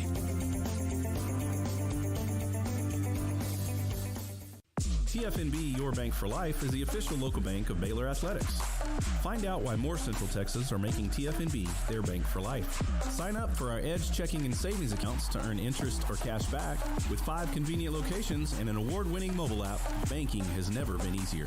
TFNB Your Bank for Life. Member FDIC. When your business depends on technology to stay on track, you need professional IT services you can trust. Carry On Solutions offers managed IT services, network professional consulting services, and cybersecurity. Carry On Solutions expert team handles M365 and Azure migrations, Active Directory assessments, security assessments and hardening, Exchange migrations, Windows Server upgrades, Veeam backup and recovery solutions, and more. In a world where technology is constantly evolving and security is an ever-ending concern, Carry On Solutions will keep your business running by minimizing risk, downtime, and giving you peace of mind. For more information, email sales@carryonsolutions.com or contact carryonsolutions.com. That's CARRION solutions.com.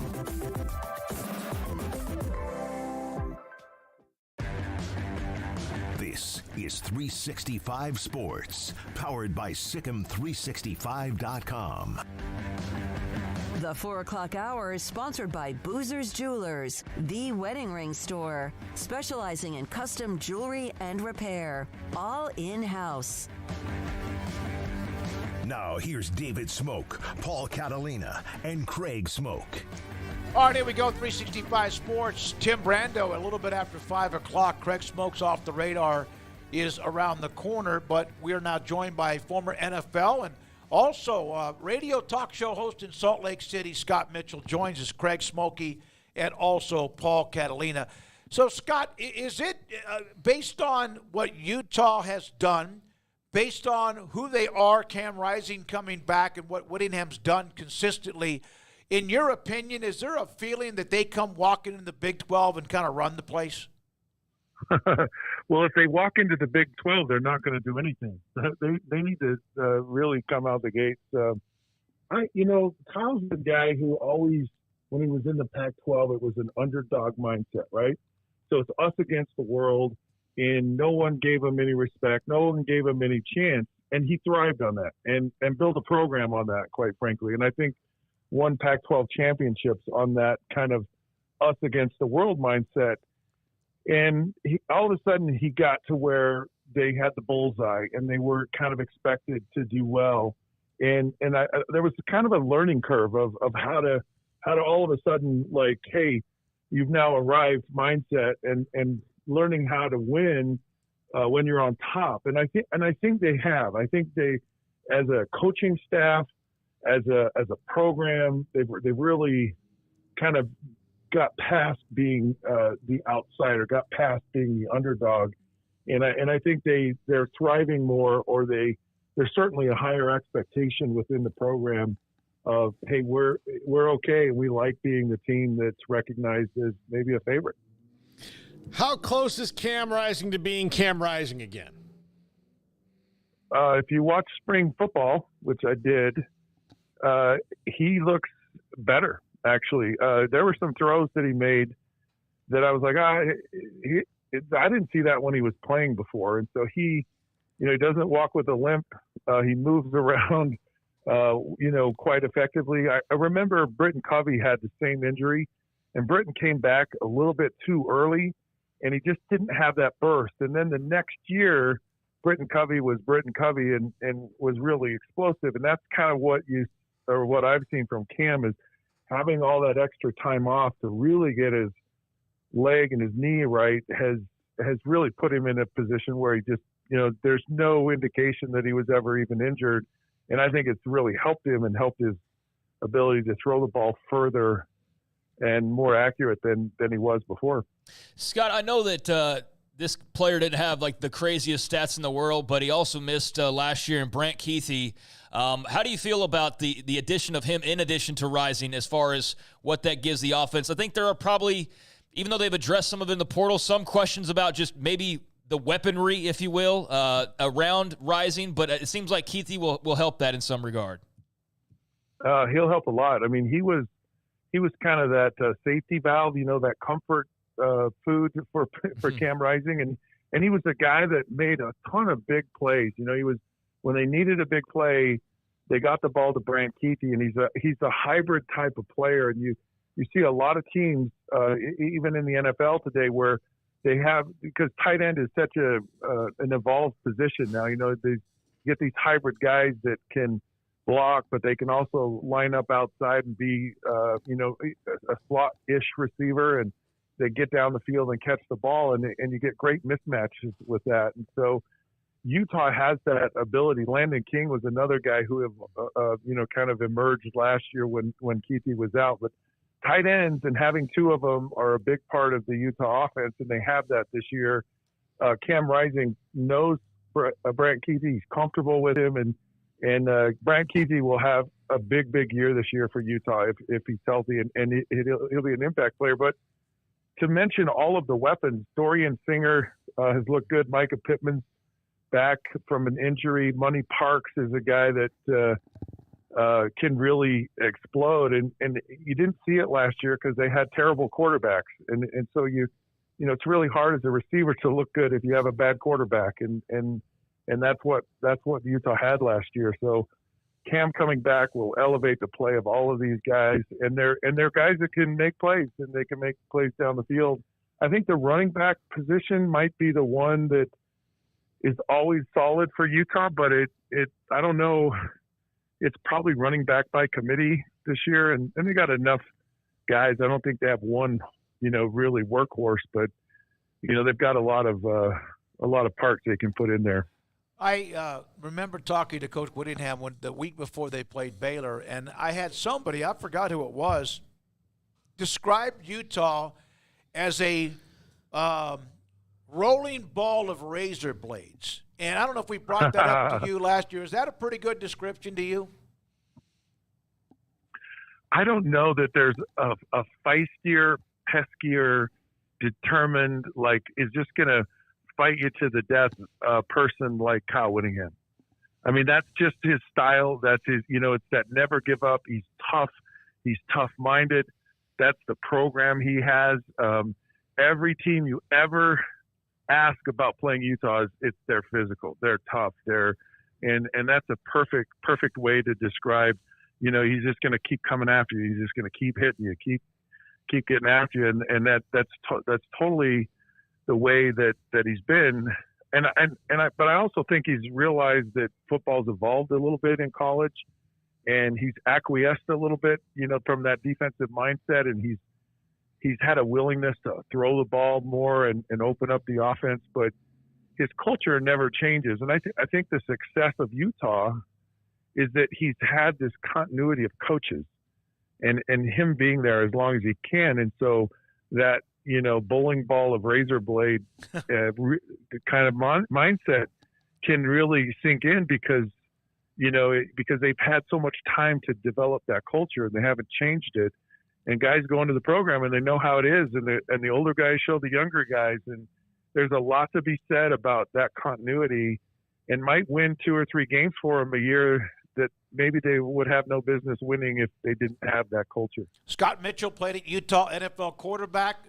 Salt Lake City Radio with us on 365 Sports, Paul. So I hear the message of optimism, not just for Utah, but for Iowa fans, that even your old coach can change the way that they think about things and maybe open it up on offense. Scott, what do Utah fans consider the first actual Big 12 game? Is it the Baylor game, even though it's not technically a Big 12 game this year?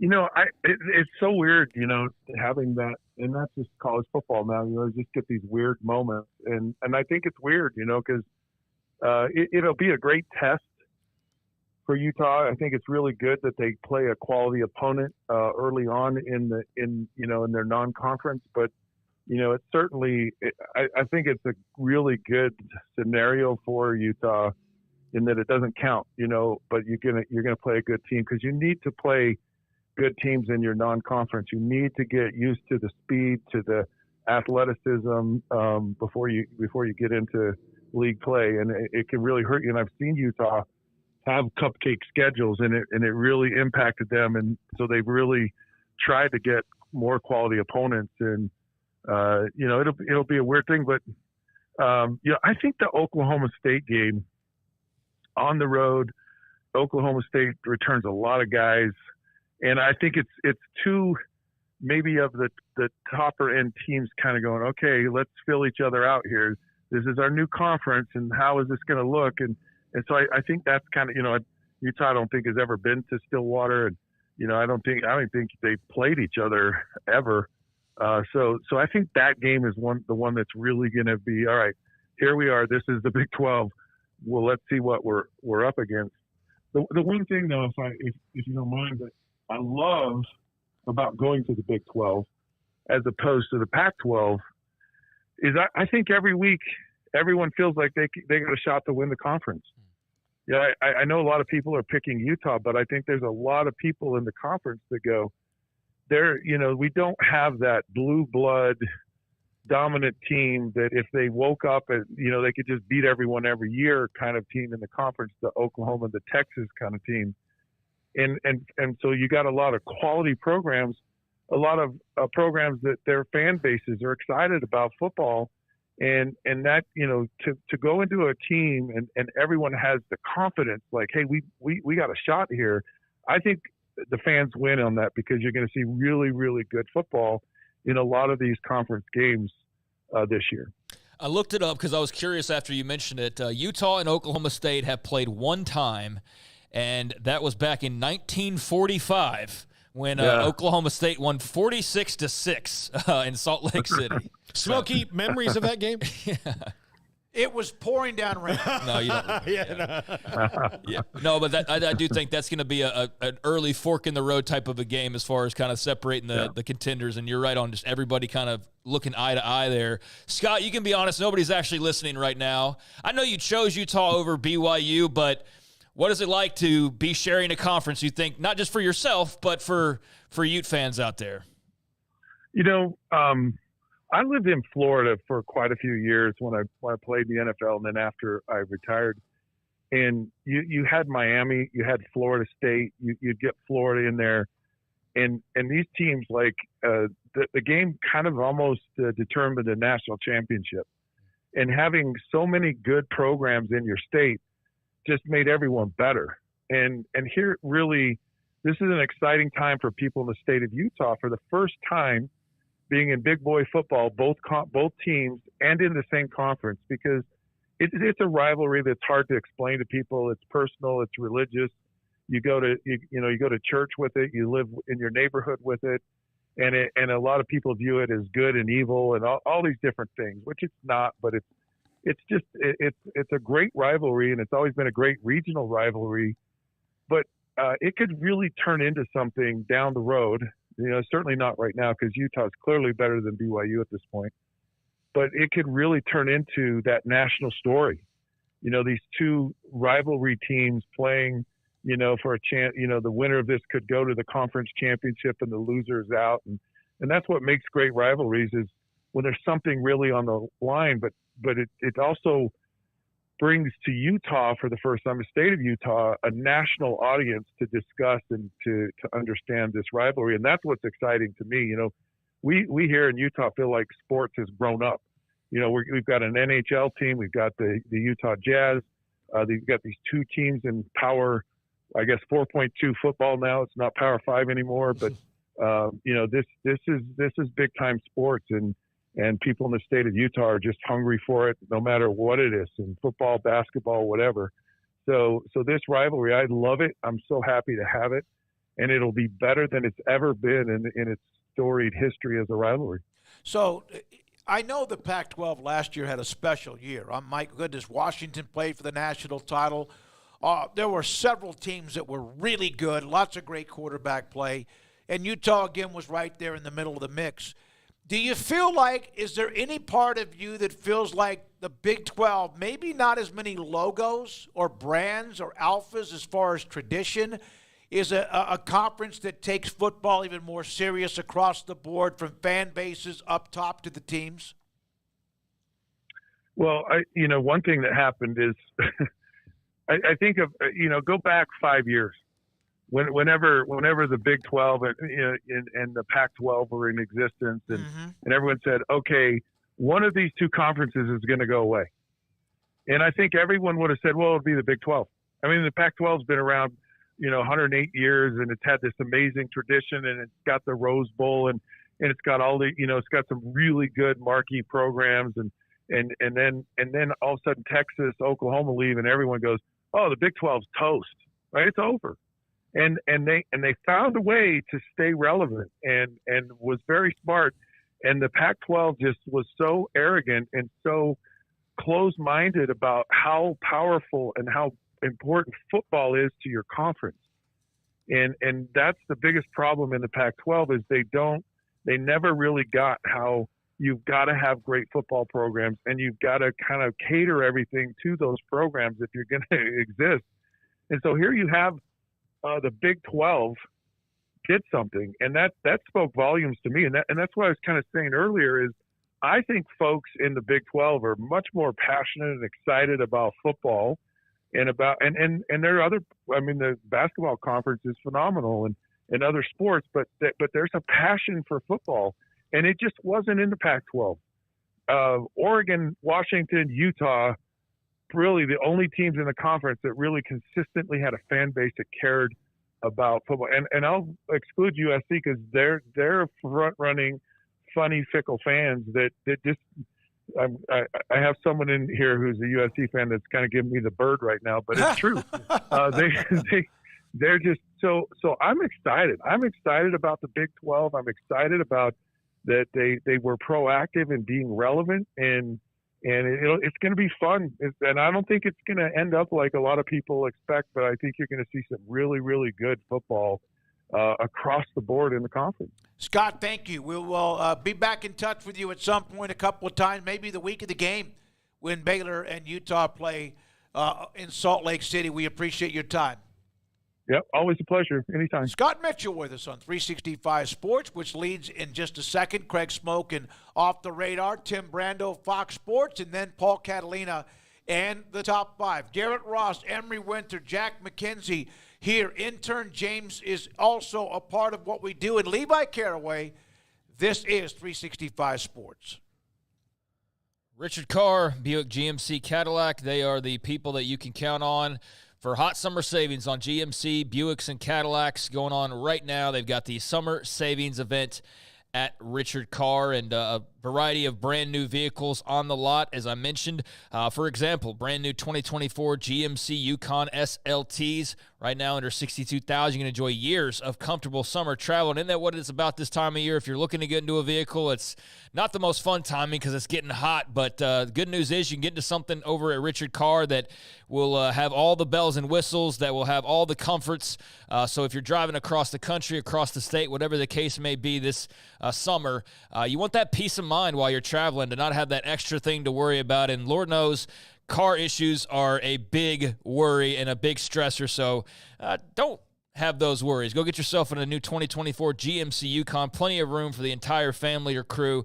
And right now, you can go check those out over at Richard Carr during the summer savings event. They've also got the GMC Sierra trucks from that GMC line. More on the way as well. Right now, you can save over $10,000 on what they have remaining as far as the 2023 Sierra SLTs or the AT4X trucks in stock as well.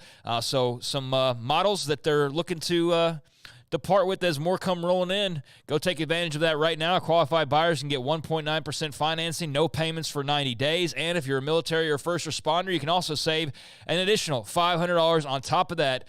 The GMC Sierra trucks over at Richard Carr. Their lot is loaded with all sorts of other options, including the GMCs that I mentioned, from the Yukon to the Sierra. Exceptionally affordable. Lots of great deals. Take advantage right now of the summer savings event, and you can check out their inventory online and then go and show up and make them a offer in person. They'll show you around some more. For 25 years in Central Texas, they built a reputation as the people you can count on for your automotive needs. Log on to richardcarr.com today. Call now or go see them now off Highway 6 at the Imperial exit. Established in 2007 and independently owned, Alliance Bank Central Texas is committed to helping families and businesses meet their financial goals. From their tellers to their board of directors, they know the importance of superior service and competitive products. Customers have confidence knowing that their financial needs are in good hands. It's your bank, Alliance Bank Central Texas, with 2 Waco locations, 4721 Bosque Boulevard and 191 Archway Drive on Highway 84, and at AllianceBankTexas.com. Member FDIC and equal housing lender. Our good friend Brad Boozer, Boozer's Jewelers here at 365 Sports. Now, Brad, people who watch and listen to our show know I'm a double-time customer for you, engagement ring and wedding band, and you guys do that great, but that's not all you do at Boozer's Jewelers. Absolutely, and I always like to say, it's a new year. It's a great way to start the year out. Go through your old jewelry. Go through your wife's jewelry box. Go through anything you're maybe not wearing, something that's broken, something that you're not using. We do a massive wife's jewelry box. Go through anything you're maybe not wearing, something that's broken, something that you're not using. We do a massive amount of... There we go. All right, we're back, 365 Sport, and Craig Smoke, and Off the Radar. Craig?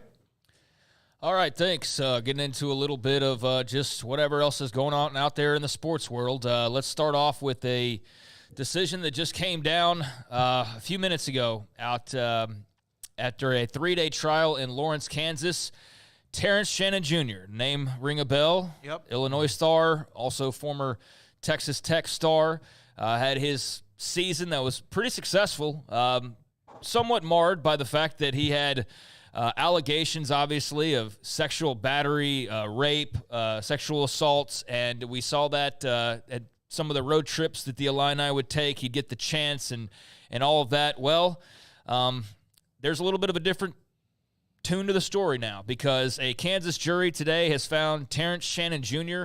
not guilty of a felony charge of rape and a felony charge of aggravated sexual battery. This follows a 3-day trial in Lawrence, where they were going over the September incident, including testimony from both Terrence Shannon as well as his accuser, Illinois basketball players, Kansas folks, the whole meal deal. And today, the not guilty verdict rolls in. They've got the draft coming up in a couple weeks. He's a name that's mentioned, obviously, to be a part of that after the career that he had and the successful year at Illinois. But as far as those actual charges go, he is now not guilty. A Lawrence, Kansas courtroom. So that just came down a little while ago, and you would think that brings some closure to the incident that occurred back in September in Lawrence and his arrest there in December. Obviously, there was a lot to do about his suspension and or lack thereof, and just all the things that came with that. But you know what? The courtrooms are the courtrooms, and he was put on trial, and he's not guilty. So Terrence Shannon Jr. not guilty of the charges of rape and aggravated sexual battery that followed him from Lawrence, Kansas there. Well, it's got to be a relief for Terrence Shannon. It's got to be a relief for Illinois, who had to back him up on this. And that's kind of always a thing you do. And, one of these things, it's really sad because we never know. I mean, there's never really a clear picture on what happened most of the time.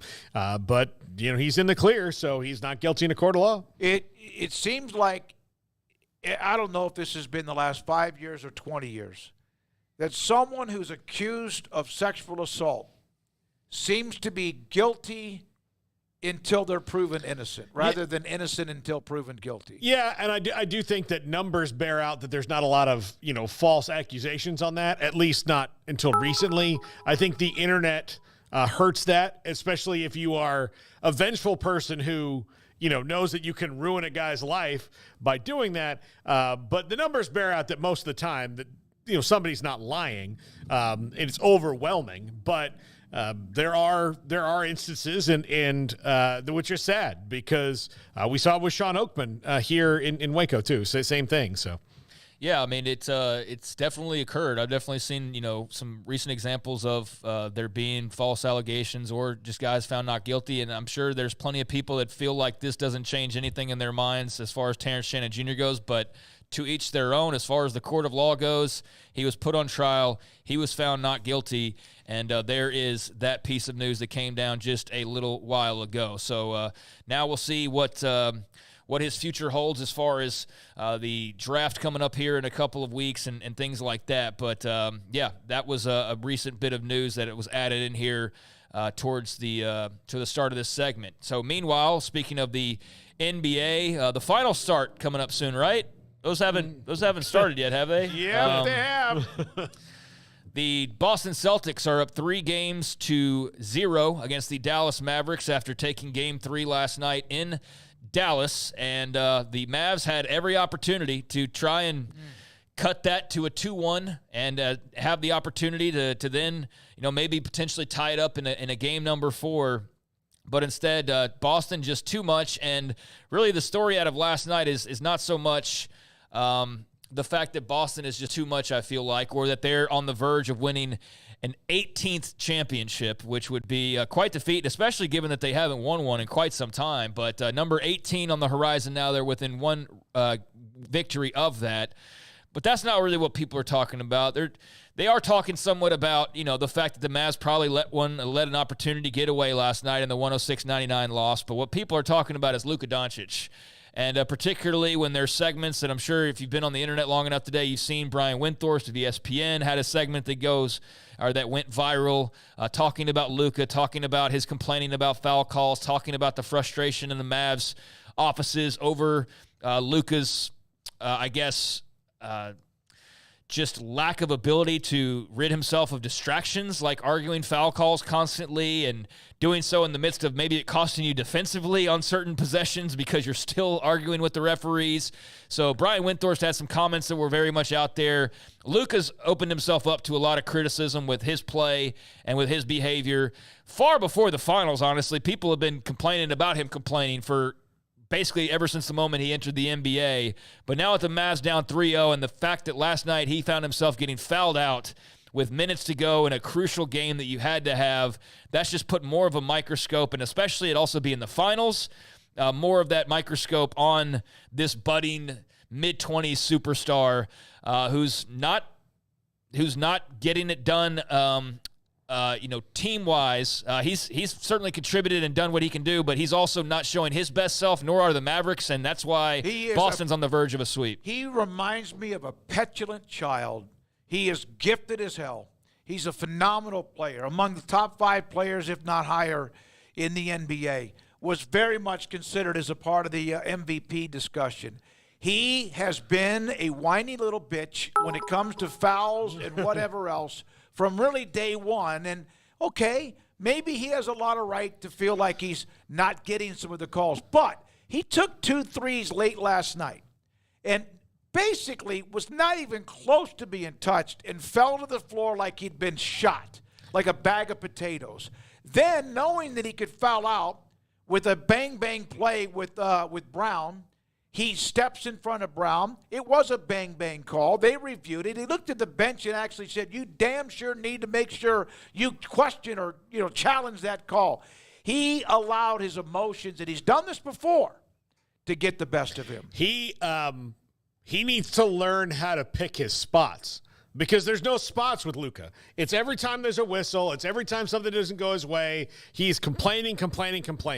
That is where, that's that. And of course he's got to get better on defense. But NBA players complain, but he's taken it to a different level. But he also but the best ones complain at the right spots and they know how to, I remember when people complained about Dirk complaining, and you compared, it's not even close. No, not at all. But Dirk was picking his spots. Right. Okay? Not you have to pick your spots. It's just like a person who yells all the time. Eventually, you're not afraid of them yelling. You just wait for them to finish yelling until you're like, okay, is this over? I didn't pay attention to anything you said because this is your default speed. So it's just, that's a maturity thing, and I hope he'll get there. Yeah, well, he's he's in his mid-20s, so it's about time to get there. And you would think that this lesson in front of the entire basketball world, getting possibly swept, even though it's not all on your play by any means. Like you've played well enough to not have it be 3-0. Others have not necessarily, but last night was just a really bad look at a bad moment, fouling out, complaining It seemed like it took it to a different degree.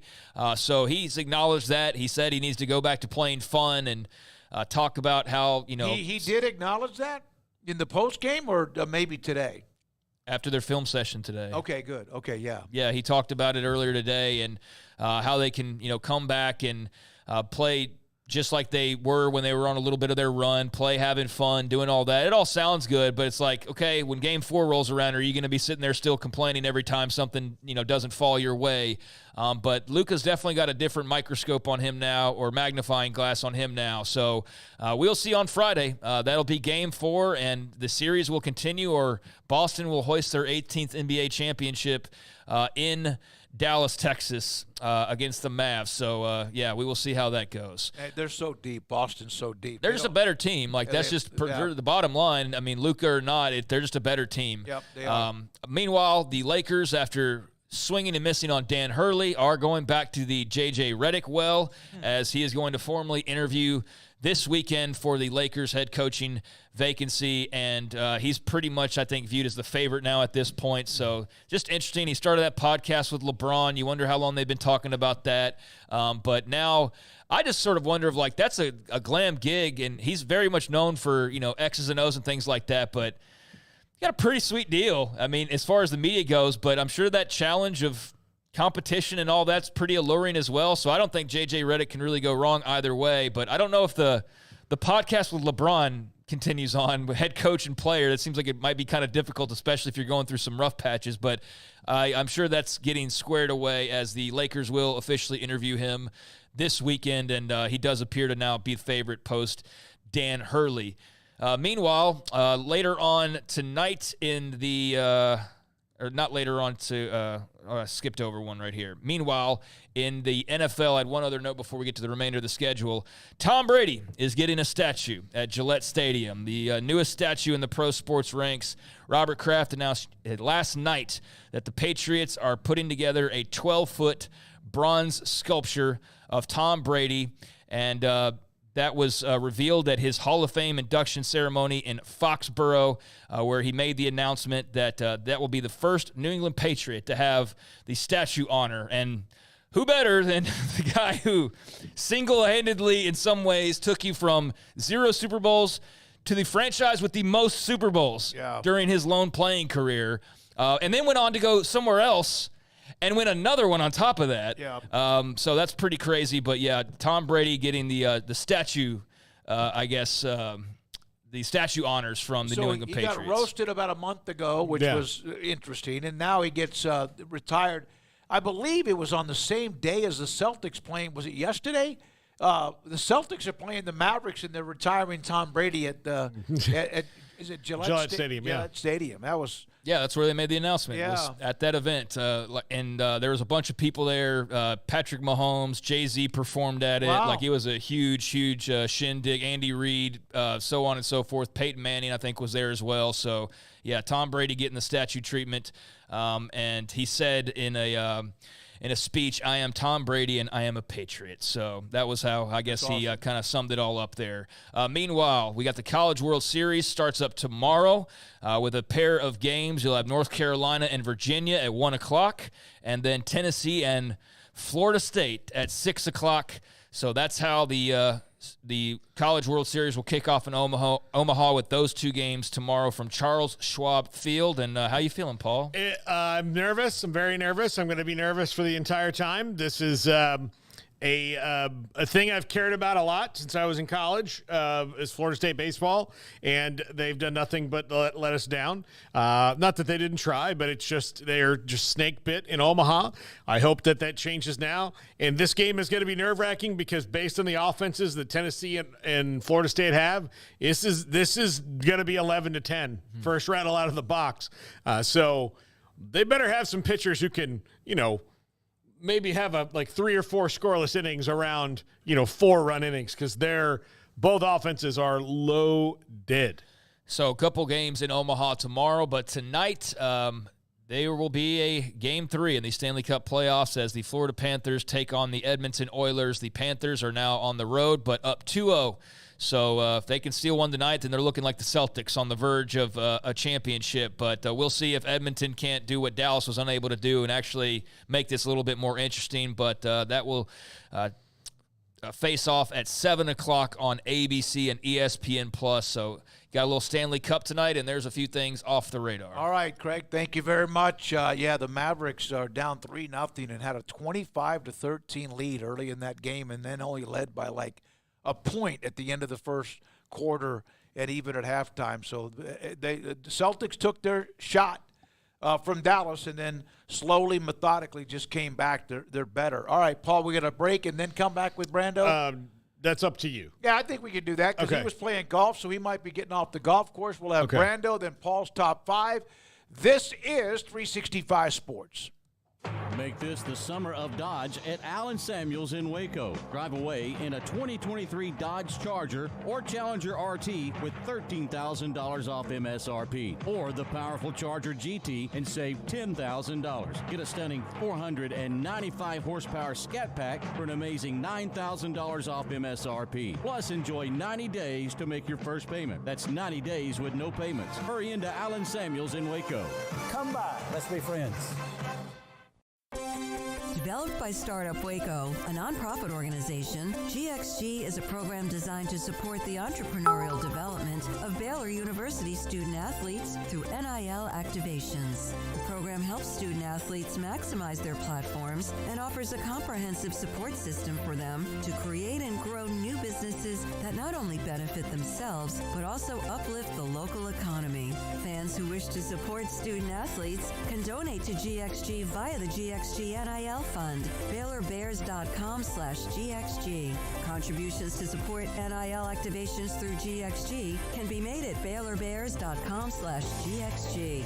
For more information, follow @GXG_GreenXGold on social media and visit the official website www.gxg.startupwaco.com. GXG, empowering student-athlete entrepreneurship and uplifting the local economy through NIL activations. How did Edward Jones become one of the biggest financial service companies in the world? By not acting that way. Financial strategies, one-on-one advice, it's a big difference. And that's why Brad Wilson, your Edward Jones financial advisor, makes sense of investing. Experience the difference for yourself. Brad Wilson, 250 Sharon Drive in Woodway, 254-776-4337. Edward Jones, member SIPC. This is 365 Sports, powered by Sikkim365.com. The 5 o'clock hour is sponsored by Edward Jones Investments with financial advisor Brad Wilson. Investing is time and experience back to you and your money during today's changing times. Edward Jones, making sense of investing. Now here's David Smoke, Paul Catalina, and Craig Smoke. 365 Sports take you up until 6 o'clock or a little bit after that. We'll have Tim Brando of Fox Sports with us here momentarily. 10 minutes. Oh, he's not finished playing golf yet, is he? Yeah, he's probably turning in a scorecard. All right, let's do this. You know what I need to do? This we're going to do the U.S. Open update. Yes, I'm gonna for one of our sponsors, Claudaddy, sent us a bunch of gloves. You've used it, right? Yeah, no. They feel like the ones that the wide receiver gloves. Yep. I'm gonna send one to Brando. Yeah, that's fine. Yeah, I'm gonna send one to Brando. All right, so let's do a U.S. Open leaderboard update. Patrick Cantley, who I even mentioned yesterday during the draft, Emery, did I not? That he's kind of like, this is the course. He hasn't played that well. He shot a 65 today, par 70 course. He shot 65. One stroke up on Oberg. Rory McIlroy had I think it was, a couple of birdies early. He's at 4 under with a couple of play. Bryson DeChambeau, he's playing well. He's 4 under with 4 holes to play in the clubhouse. Matthew Pavon, he's 3 under. Finau, Paxton brought him up as his favorite. He's at 2 under along with Tyrrell Hatton, who's on the course. Keimer, who's won the U.S. Open before. And Frankie Cappan III, who I've never quite frankly heard of, but he still has plenty of play to get to. Aaron Rai Emery, was that your dude? It was. Aaron Rise in a packet, 1 under par. Also, Straka is there. Batia is there. These guys are still on the course. Some of the bigger names, Koepka, he got to 3 or 4 under, then kind of got into a bogey mode. You're going to have bogeys at the U.S. Open at Pinehurst. You just got to stay away from the doubles. He and Morikawa both are even par today. Schauffele is on the course at even par. Fleetwood, Homa on the course at even par. And let's see, Cam Smith shot 1 over today. Jason Day, 1 over with 1 to play. Spieth, 1 over with 4 to play. And Tiger shot 4 over. Fitzpatrick, 3 over. Paul, who was your dude? Thigala? 7 Thigala over. and Hovland are 5 and 7 over. Now, Hovland's still on the course, but he's through 14, so he's only got a few holes left to maybe help me out here a little bit, Vicky. He's 6 over. Yeah, he's got 4 through 4. Yeah, he's got. Well, you're going to have some high scores at the Open. Yeah, but our Victor Hovland, and he was going to take Aaron Rye and did he take Kim? Is that who he took? Minwoo Lee. So he took Minwoo Lee. So he took those 2 guys, but I do think he was probably going to take Victor Hovland, and Victor Hovland, I did that. I didn't draft Koepka, for the first time in a while. Just thought I would change things up. You did. I got him. Yeah. I really kind of did want to take DeChambeau, but Emery took him. Yep. And that makes me feel dirty, but you got to change things up. No, but DeChambeau's become kind of a fan favorite. Some of the teaching things he does with his YouTube and also with videos. By the way, there's breaking news. Grayson had this. Chattanooga offensive lineman Colin Truitt has committed to Baylor after an official visit to yesterday. He was committed to Kansas State. Oh.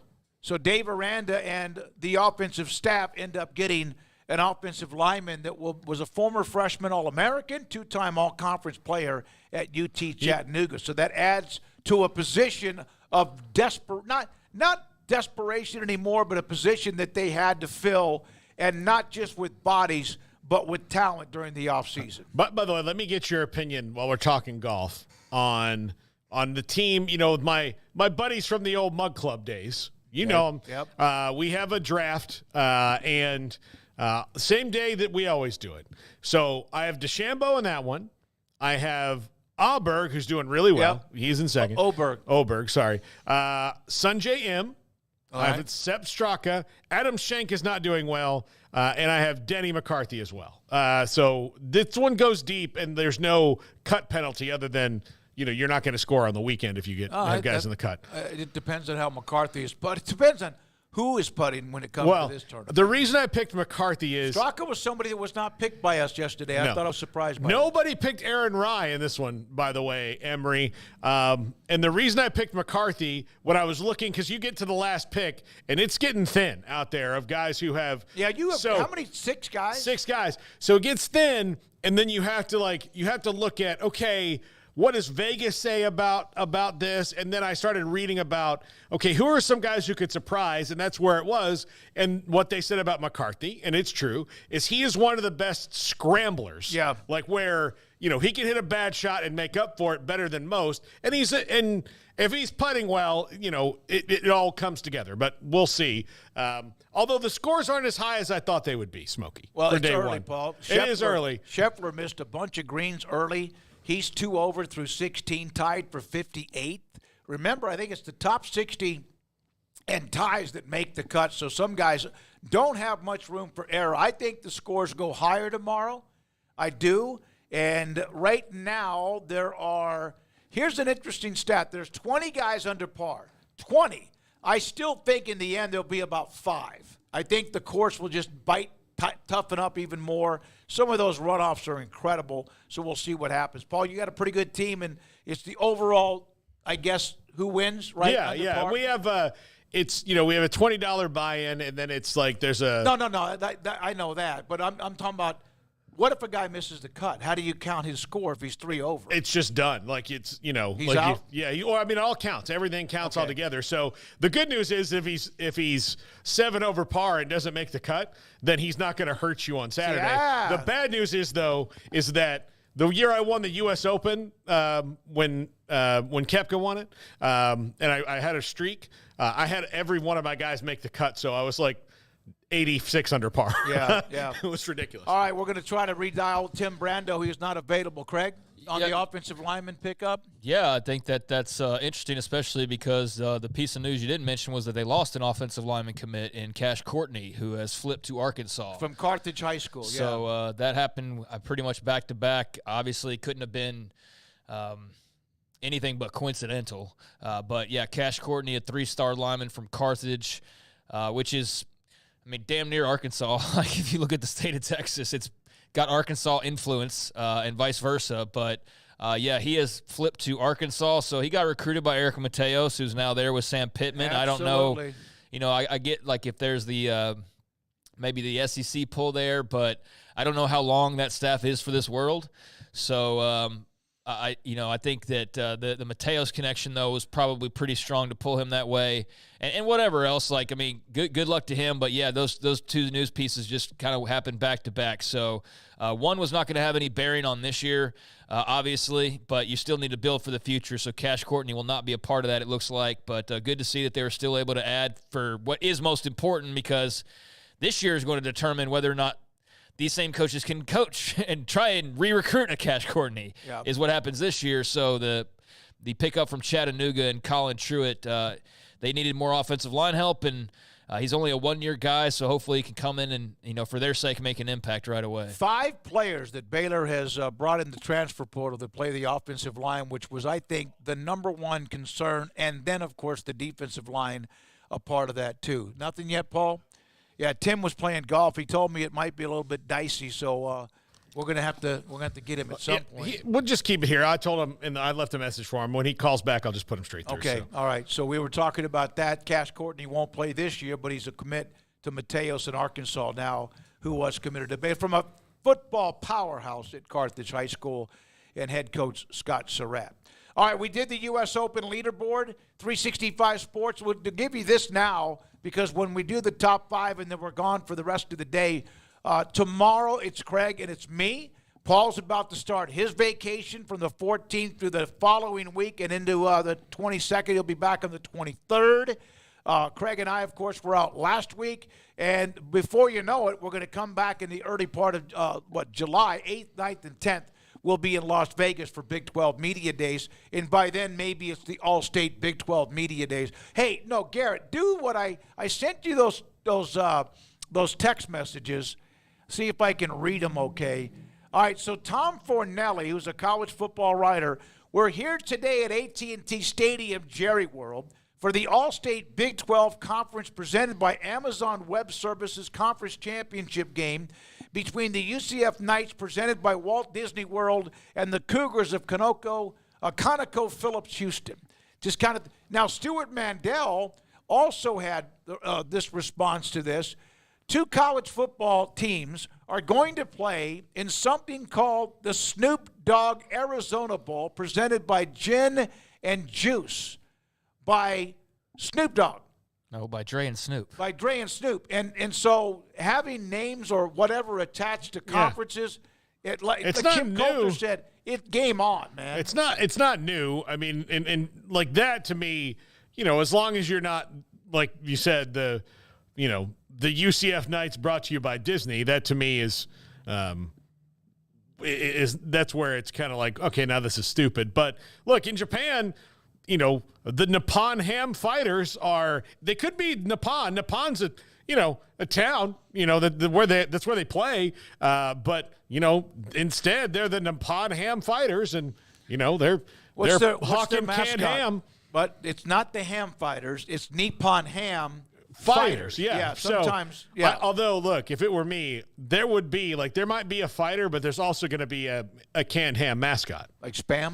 Yeah, that's what they sell is canned ham. I guess it's big over there in Japan. So you lived there. I don't know if you. No, they were the Nippon Ham Fighters when I was there. No, but like was canned ham like a big thing they did? I don't think so. I mean, it's big enough to where they sponsor a baseball team for 70 years. Honestly, I didn't know that they were actually Nippon Ham.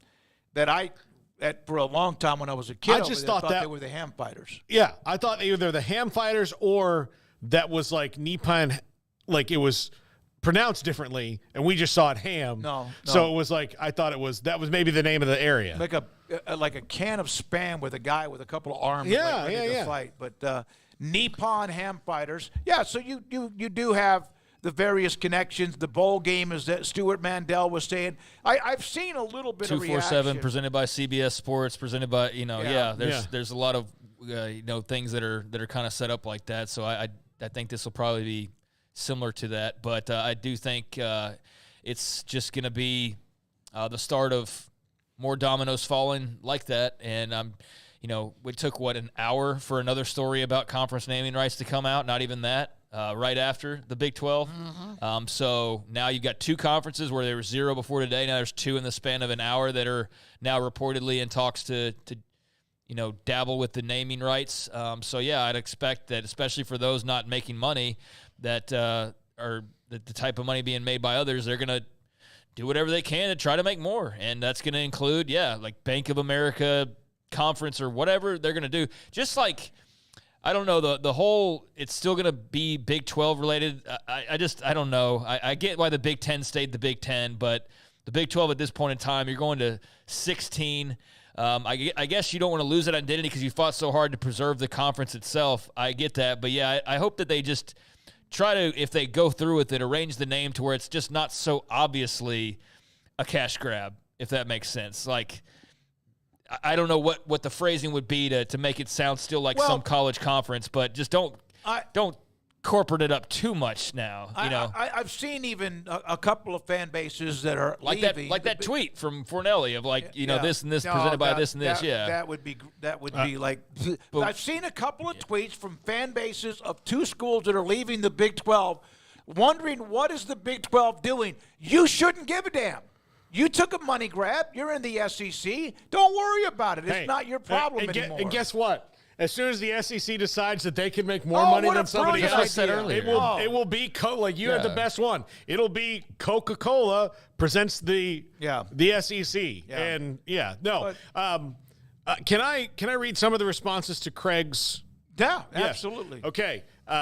Midwest Buffs, which would be a Colorado fan. This is the worst one yet out of Waco. And I think Craig had them about where I did. Though. He had them at 12th. Yeah, I think 12th, which to me, Big 12 Utes, great list. Just need to swap 14 and 16, and I think you nailed it. Yes, Craig, with a nodding, some kind of cat or something from another Utah fan. Let's see. Utah, biased Ute. Utah at 1, BYU at 14. I love Craig. Eric T. Lund, Utah in the logo. Nailed it. Bill Nye Burner, bear down. He is a Arizona fan. Arizona fan. Arizona fan. Horrible. My favorite one so far, though, is name should be Craig Smoking Crack. Worst one yet from 365.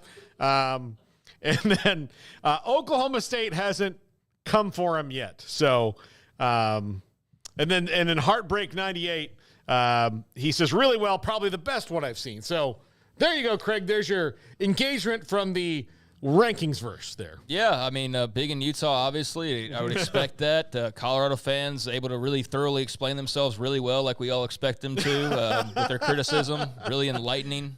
But, yeah, I feel good about the list, and we'll see at the end of the year what that list looks like. But, yeah, I feel good about it. I put in some time in trying to arrange them where, I thought it all made sense to me, and there's some things that I don't quite know. Like, I don't know. Am I too high on Oklahoma State? And is everybody else more of the norm of where they're going to fall? Or, like kind of the bottom, like how do you arrange teams that are probably going to be in the same sort of slog altogether as far as probably not making a bowl game?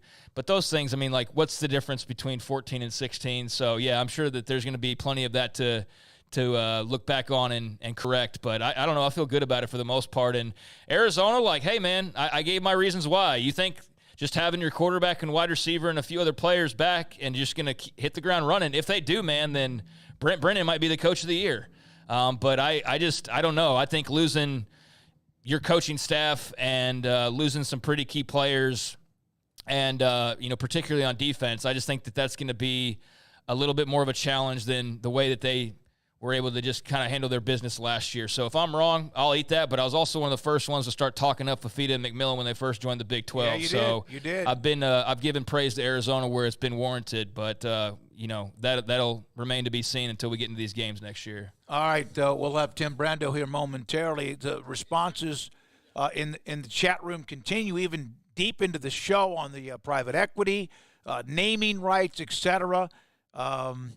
So we'll continue to discuss that. We'll have more on that again also tomorrow on 365 Sports. We're now joined by Tim Brando, Fox Sports, with Craig and Paul, David Smoke. And Tim, how'd you shoot? How'd you play?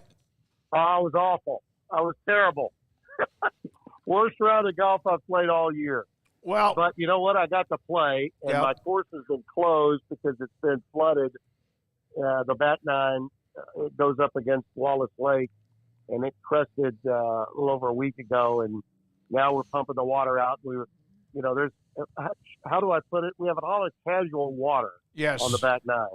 Yeah, you've got a few non-man-made lakes, Mother Nature-made lakes and ponds now.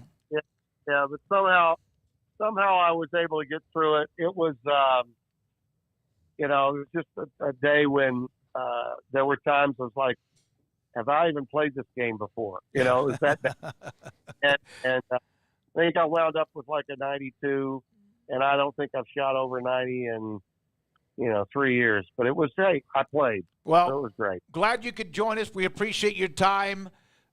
Tim, you may have heard the story that Brett Yormark, the Big 12 Conference USA, might be looking for some extra money, and the possibility of naming rights to conferences. There's even private equity, of course, that's been thought about. Your thoughts about that?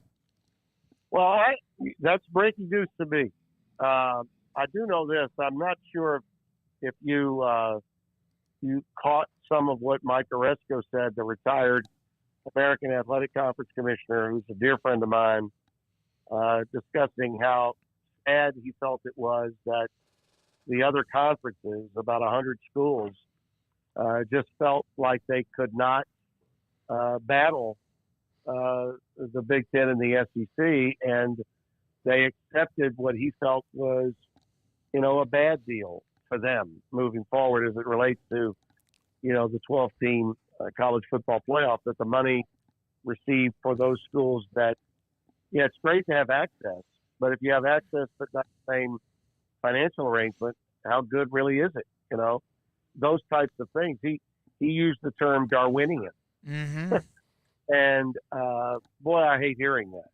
But I'll say this about Mike. He was a fighter when he was the commissioner of the American, and the Big 12 came after him strong, took most of his really good teams after he, as a leader and of the best really non-Power 5 conference for a long time. I mean, UCF and the plight of teams like Houston when they had their run, and certainly the run of Cincinnati, those were, programs that he helped elevate at a time when they were breaking away from the Big East Conference and reforming and starting their own league with their own name. And he went through a lot of litigation to get financial, really a tremendous infusion of money from the Big East, solely so they could hold on to the name of their conference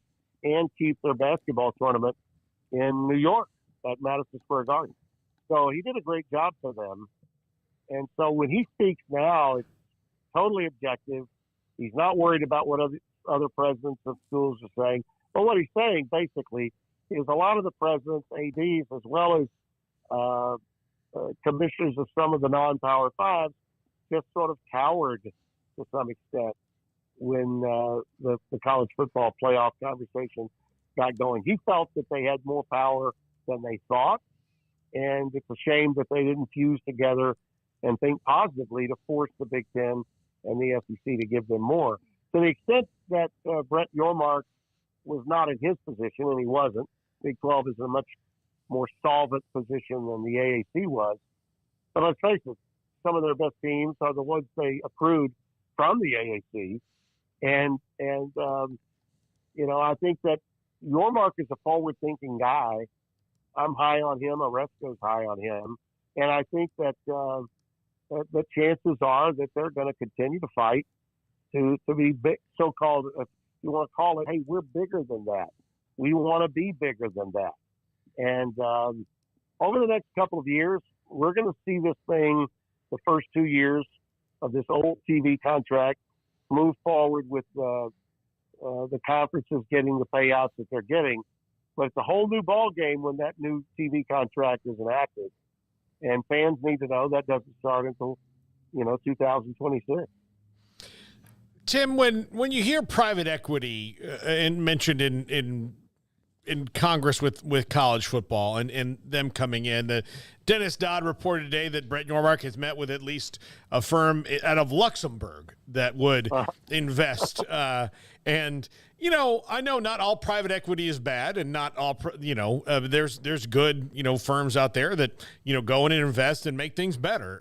But when you're starting to take foreign money for something that they just in Luxembourg, they don't have college football. They don't have college basketball. It's not what they do. And not to say these guys aren't worldly people. They have a lot of money, but they're bottom liners. And this is just kind of a different thing. It makes me a little uneasy. Sure, I understand that. To a certain extent, maybe what Brett is counting on, and I think this is scary, he's counting on maybe this settlement, that they're coming up with being good enough to allow, Charlie Baker's thought process that this is extending the NCAA's livelihood for 10 years, and that there's somehow, some way going to be able to get congressional help. I just don't see that. I just don't. I think to count on congressional help at this point, given what we know about the politics of this country and the polarized society that we're in, I have a hard time. But like I said, Brett is more of a global guy who has contacts and thinks big, well beyond us. And Smoke, Paul, guys, I have to admit what I don't know here. Yeah. Maybe he knows what we don't. And that's why guys like Brett Yormark are in the positions they're in. I do know this. The thing I like about him is he will not stand for people to continue to say it's the Big Ten and the SEC and then everybody else. And that's what I like about Brett Yormark. He's like, no.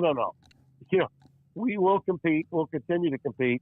And he knows that he's got, from a competitive standpoint, arguably the best of the four power conferences. He's got the best top to bottom, the best depth of any of those conferences.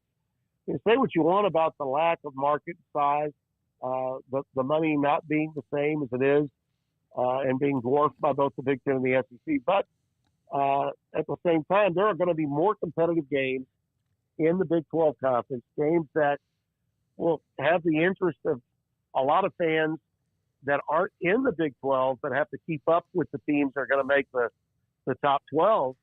We're going to have more competitive and great close games that are stem to stern more competitive than any of the games that you watch in either the Big Ten or the SEC.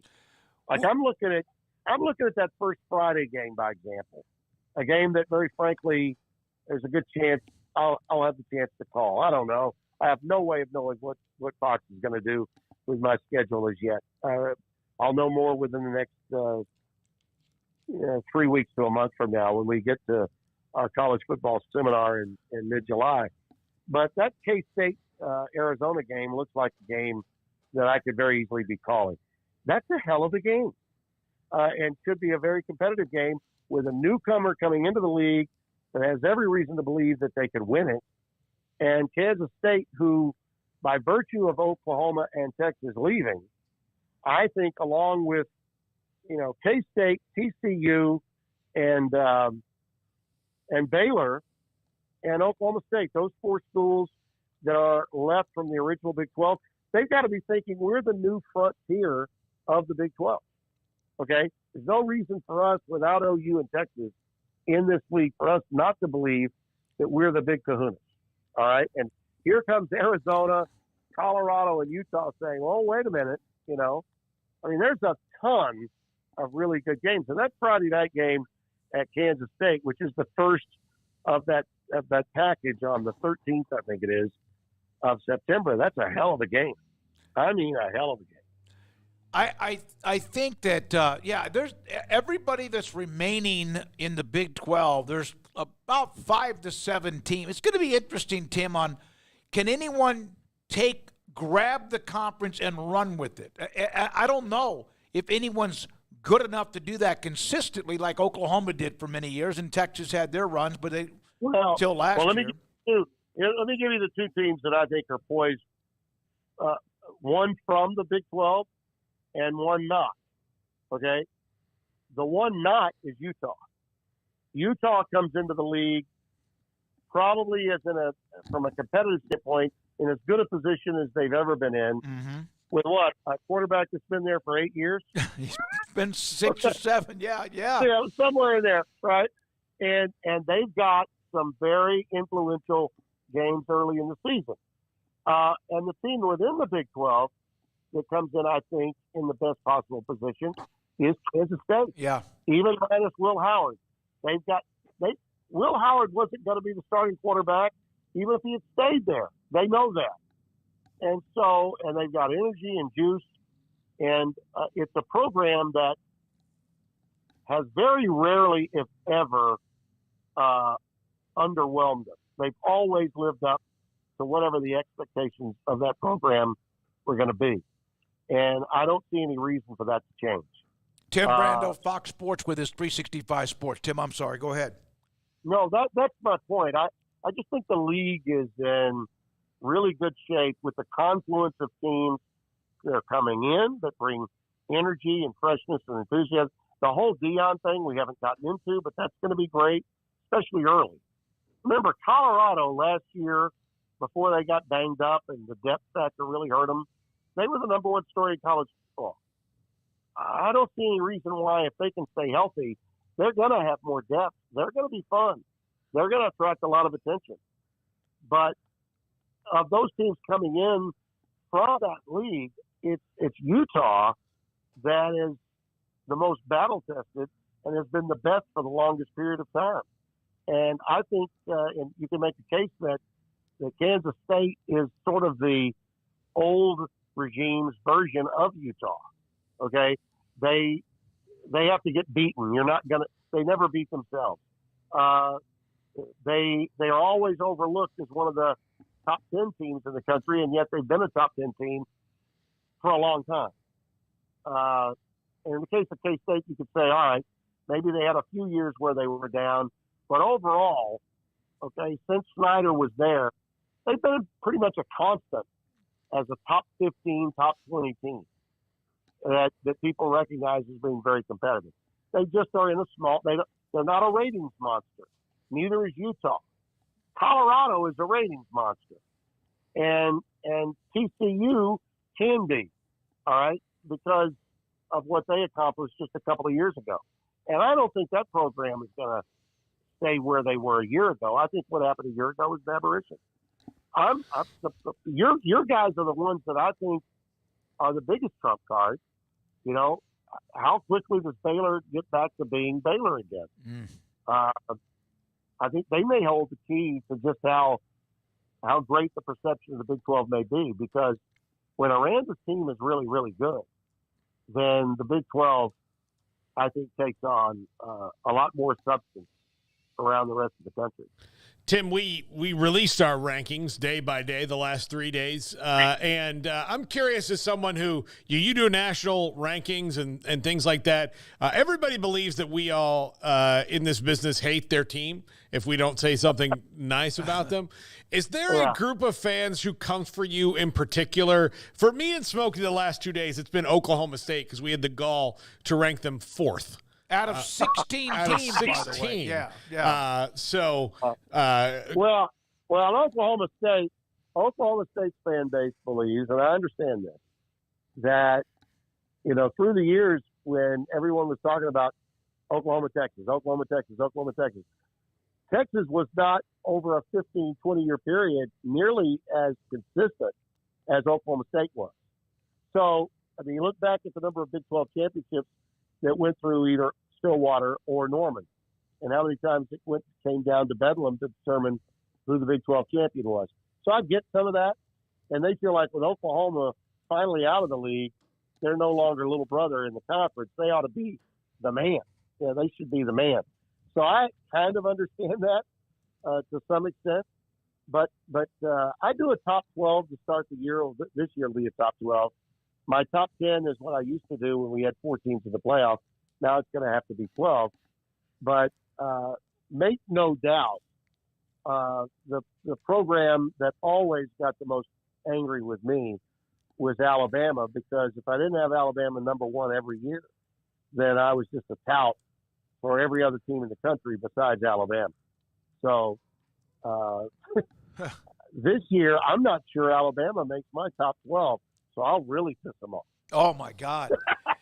Yeah, that's brilliant marketing for you to get some reaction. But I know one of the things that somebody, it's part of my brand. Yeah, it's part of my brand. Yeah, pissing off Alabama is part of my brand. Absolutely.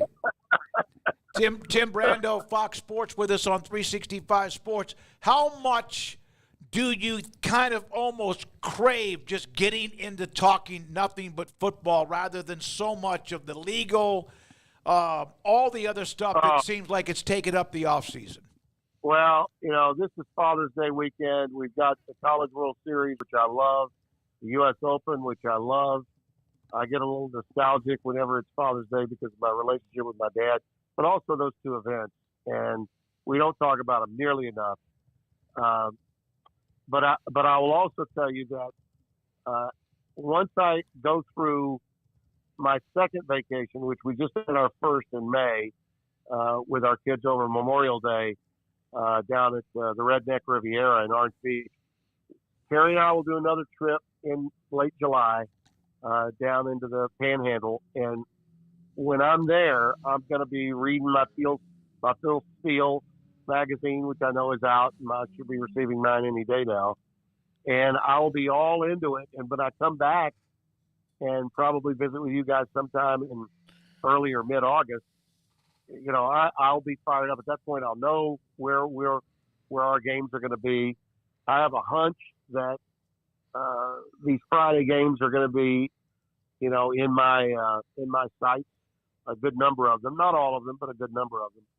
And I'm excited about that. I'm excited about standalone games with more eyeballs and the potential of maybe having a few Saturdays off so I can either go to a game with my family or spend the weekend at home watching everybody else work, if that's the case. But we need to get to games because all of the negativity is centered around all things off the field, and it gets worse with every passing year until they figure out how they're going to run their business, and they have not figured it out. The litigation has gotten in the way, the lawsuits that are out there that still need to be taken care of, the conference commissioners who for whatever reason want to listen to Charlie Baker need to figure out whether they're going to or not. Just because they got this settlement, for Charlie Baker and the NCAA to somehow believe that that's the be-all and end-all, and so college football should be in lockstep with him about getting congressional help. No. Hell no. What happened here with that deal cemented the fact that the NCAA will be around longer than the 2 years I thought they would be, but only because they have the NCAA men's basketball tournament, for no other reason. I think it's a mistake for the Sankeys and the Petitis of the world to suddenly believe that now, because they've negotiated this settlement on NIL and the conference is all bought in to taking care of that this somehow means that they're not going to break away from the NCAA. They better be thinking otherwise. They better be thinking that the future is in collective bargaining with the players and that they're going to have to take care of it that way, because getting congressional support on anything close to college football right now. Until the Republicans have total control of the Senate and the House, it's not going to happen. These dweebs, these pencil-headed geeks out on the left coast and right coast are not going to let it happen. So get over it, move on, and start running your business, and stop listening to a politician who, albeit as a Republican in a blue state, did a hell of a job. I'm not buying that he can suddenly get everyone in Congress to play along with the NCAA. This is still a neo-colonial outfit that is run by people who are disconnected from people that have been in college athletics forever. They've never gotten it, and they still don't get it. And as long as they continue to listen to these presidents and buy in and allow them to do this, we're going to keep going down this slippery slope. College basketball needs to stay with the NCAA. All the other sports need to stay with the NCAA, the non-revenue producing sports. But college football needs to get as far away from the National Collegiate Athletic Association as they possibly can, even with this settlement. Tim, enjoy your summer. Enjoy that second vacation. I put a note in my calendar to get in touch with you sometime in late July, early August to get you back on the show. Sound good? You got it. Thank you, buddy. You got it. Thank you. I'm sorry I was late today. No. Really Hey, no. I'm not going to ever get upset when someone's playing golf. Hey, ever. Tim, by the way, I'm going to text you after the show. We want to send you something that one of our sponsors gave us. Yeah. So. That's wonderful. Yeah. We'll get something to you, man. Thank you so much for your time. I'm glad you had a chance. Enjoy Father's Day weekend, the Open, and the College World Series. Thank you, fellas. Thank and by you. the way, sucking at golf is still a good thing. Tim Brando, Fox Sports with us. Love the segments with him, and we appreciate all of the time he gave us, even if we had the tap dance. We had a couple of things we could get to while we did that. It is time now for the top five. Don Humidor and Coffee Beans in the Town West Shopping Center in between Richland Drive and Valley Mills in Waco, home of a 48-foot walk-in humidor. Padron, Cohiba, Ashton, Macanudo, Romeo, and Julieta. You name it, they have it. The best elite, high-level, world-ranked cigars inside their 48-foot walk-in humidor. My favorite brand is Rocky Patel. They have many different Rocky Patel cigars for you. And Vita Dreams, a CBD product that helps you fall asleep a lot easier and more restful at night. Say you got a lot on your mind, financial, health, emotional, just a really busy week and you're tossing and turning a lot. Vita Dreams will help you find a way to just when you're ready to go to bed 30 minutes or so, hour before, take a Vita Dream, a gummy or two, and you'll be just fine. Think about when the alarm goes off and you go, man, I just wish I had another 30 minutes. Well, you'll get that extra 30 minutes. Try Vita Dreams. THC product for very chronic serious pain. And then also fresh coffee beans. Don Humidor and Coffee Beans in the Town West Shopping Center. New owner is Josh. Cheyenne is still there in between Richland Drive and Valley Mills in Waco. Cars priced right both day and night. At Richard Car in Texas. Trucks built for you, red, white, and blue. At Richard Car in Texas. Cars that zoom with lots of room. At Richard Car in Texas. Count on us, a dealer to trust. At Richard Car in Waco, Texas. At Ideal MRI, we feel blessed to be part of the Waco community. We're a small family business here in Central Texas. At times like this, the cost of healthcare has never been more important. And unfortunately, significant illnesses and injuries still occur. And that's why Ideal MRI is open and here to serve you through this difficult time. So if you need an MRI, ask your doctor about Ideal MRI. You can schedule online in minutes at idealmri.com or call 833-IDEAL-MRI.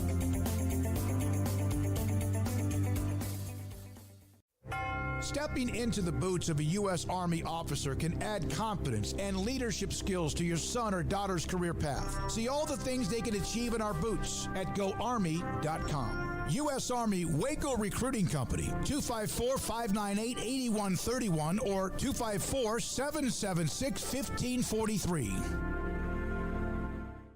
After my first car accident, I feared the biggest damage would be to my wallet. I expected a mountain of bills and a long, drawn-out process. But my Texas Farm Bureau insurance agent was there when I needed her and helped me get back on my feet and in my car in no time. Instead of a hassle, I got reassurance and a quick recovery. Stop by and see our agents at one of our 3 McLennan County locations. Coverage and discounts are subject to qualifications and policy terms and may vary by situation. Established in 2007 and independently owned, Alliance Bank Central Texas is committed to helping families and businesses meet their financial goals. From their tellers to their board of directors, they know the importance of superior service and competitive products. Customers have confidence knowing that their financial needs are in good hands. It's your bank, Alliance Bank Central Texas, with 2 Waco locations, 4721 Bosque Boulevard and 191 Archway Drive on Highway 84, and at AllianceBankTexas.com. Member FDIC and equal housing lender. It's time for Paul Catalina's Top 5, brought to you by Texas Beef House. Where's the best beef in Texas? Your house when you order from Texas Beef House. Unleash the flavor of Texas-raised Wagyu. From our pasture to your plate, TexasBeefHouse.com. Aloha! Welcome to Paul Catalina's Top 5 Big 12 QBs, presented by Texas Beef House. Please be sure to use our promo code SICK'EM10 at checkout for 10% off your first order. And we're going to dive into the Big 12 QBs. So I fully expect, by the way, an Oklahoma State fan to get mad at me because Alan Bowman is not on this list. And let me just tell you, wet blanket at all your minions. He was never going to be. He wasn't even in the top 10. He might have been in the top 10, but he was not going to make this list. This was challenging to make. The Big 12 is a better quarterback league than I think most nationally realize. Number 5, Cam Rising at Utah. Why so low for a guy who's a 2-time conference champion? Because of that guy right there. This guy exploded a year ago. And look, you see I put a little dot on it. That guy exploded a year ago, and I'm not sure he's going to be Cam Rising again. If Cam Rising can be Cam Rising again, he's going to shoot up this list. But if he's a shell of himself, that's not going to be good at all for Utah because it's hard to readjust to playing in a different style. So, Cam Rising at number 5. At number 4, Shedeur Sanders. Maybe the most athletically gifted quarterback of this bunch, but he only has 4 wins as a starting quarterback at the FBS level. And while I think he'll be good, and he'll be better this year, I just don't, and he's going to be a high draft pick. All those things are true about Shedeur Sanders. I'm going to keep him at 4. He's a huge playmaker. He's going to do great things in the Big 12. He's going to have some big games and big numbers, but wins are an important thing to me. I know it wasn't all his fault or really any of his fault, but they should be better this year with better players around him. I'm still going to rank him at number 4 because there's just also some leadership things that I'm not nuts about going on with Shedeur right now. Needs to grow up a little bit. I think it's something that can be solved, but still, it's why he's at number 4. Number 3, Jalen Daniels at Kansas. Why is this guy, who I think is the best overall quarterback in the Big 12, at number 3 and not at number 1? Well, he only played 3 games last year. So much like Cam Rising, I got to hedge my bets here, and he's the big what if for Kansas. If Jalen Daniels plays all 12 games, this is a Kansas team where the sky's the limit.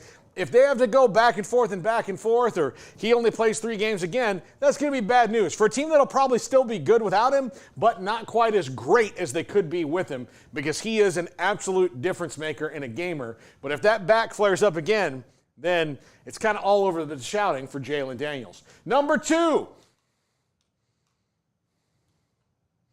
Avery Johnson at Kansas State. I picked Kansas State to win the league. Avery Johnson is, essentially a redshirt freshman. I mean, he played a little bit last year and played really well when he did. Texas Tech knows he scored 5 touchdowns against them. He had a great performance in the Pop-Tarts Bowl.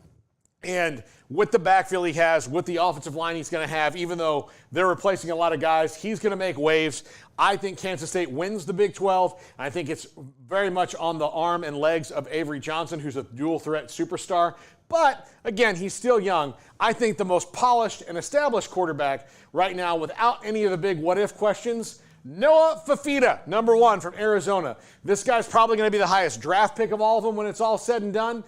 He is really, really, really good. He has brought Arizona out of the shadows, out of the darkness, and has them where people think they could win the Big 12 in the first year. When you've got a quarterback like this, that shortens a lot of rebuilds, and especially with a new coaching staff. But he's got the best receiver in the Big 12, in Tataroa McMillan. He is fantastic. He's going to be really good in this conference, and he's going to light some things up. So right now I've got Noah Fafita at number 1, but believe me, this list is fluid, and I really, really wanted to put KJ Jefferson on here somehow, and if Cam Rising wasn't coming back, KJ Jefferson probably would have been on this list, but he's not. Noah Fafita from Arizona at number 1, and I'm fortifying my house for the onslaught of Oklahoma State fans who are going to be mad that Alan Bowman is not on this list. So, Craig picked you guys at 3rd after Smokey and I picked you at 4th. Isn't that something? That's something for today? Please don't hurt us. This is 365 Sports. We're wrapping it up right now. I'm weird this way, so there's like 5 or 6 that are a little bit more searing type responses to the top, my rankings. So what I do is I copy the link to their tweet and then put it in like the Wednesday in mid-October just to see if they're right or wrong. And if they're right, I'm going to say, hey, by the way, you ripped me back in June. You're right. I enjoy them in the moment. I will tell you the amount of I'm pretty proud of myself that I'm not more biased against Oklahoma State fans because Garrett, were you with me on that post-game show? Oh, the dude that called you fat or whatever? Yeah, the guy. But it was him and like a couple other Oklahoma State fans when I was like, hey, this conference is crazy. Everybody's going to lose a game. And the Oklahoma State fans in there, and this is 2 years ago in 2022, when the wheels came straight off their season, if you'll remember, because of injuries, like every fan that was in the chat, and there were like 4 or 5 of them. I mean, he was the worst one where he called me like a fat clown, which, I mean, yes, that's how I make my living. They got so mad at me, and I was like, I just said that you might lose a game. Yeah, one. No. And they're like, no, how dare you? No. And look, I get it, Oklahoma State fans. You're very proud of your team, and you should be, except for the fact that, like, you know, you put all these expectations on them that you've never actually done. Yeah. No, they've had a year or two when, the Oklahoma State-Baylor game in 21 was so close, inches away. By the way, Kim Coulter, who was trying to give us his feedback based on his own experience about private equity and where we are with that, he made a comment in a text to me. I'm sitting here shaking my head, not at anyone in particular, but those who act like this is the end of the world. That ship sailed when we started paying athletes. It's only going to become more pronounced going forward. You think heads are going to explode now? The best and worst is yet to come. Yeah, and I agree with that, but I think that to unpack that a little bit more is the people who are freaking out about it are the people whose teams are probably going to be most affected by this. It's not Ohio State fans going like, oh, God, we can't have private equity. They're not worried about it. It's the fact that, there might not be room for everybody. So if you're a Big 12 team fan and somebody who's maybe not at the top of the pecking order, you look at this as like, man, is this all or nothing here? Is this like something that saves us or breaks us? And I think that's where a lot of the concern is coming from, and just the lack of like overall knowledge of what all that would entail. I think there's still a lot to unpack as far as private equity and its place in sports and things like that. But yeah, it's an interesting conversation that's going to continue. That's for sure. I absolutely get people's concern if they've never been involved with corporate America and investment bankers. I view this as a natural evolution. This is from Kim. Some will learn to like, while others will hang on to their perceived moral high ground. Life rolls on for all of us. Kim, thanks for kind of giving more of a more detailed explanation about what you were kind of saying earlier in the chat, but not quite as detailed. For Craig Smoke, Paul, enjoy your time off. I will. Be gone all next week and tomorrow, so enjoy that.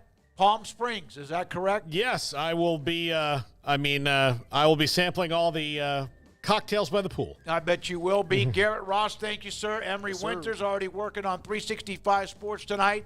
Thanks as well to Jack McKenzie, who just left, Levi Caraway, And let's also thank, of course, Ashley Colt and Brian Etheridge, who's working on opening up his steakhouse up in the Salina area. It's getting close, it looks it's like. Getting really, really close. It is. Craig Smoke and Paul. I'm David Smoke. Paul, have a great time. And we're back tomorrow. 365 Sports. Thanks to those of you in the chat who are watching. Also listen. And those who we don't hear from, but we know you're there, I'm David Smoke. Good night.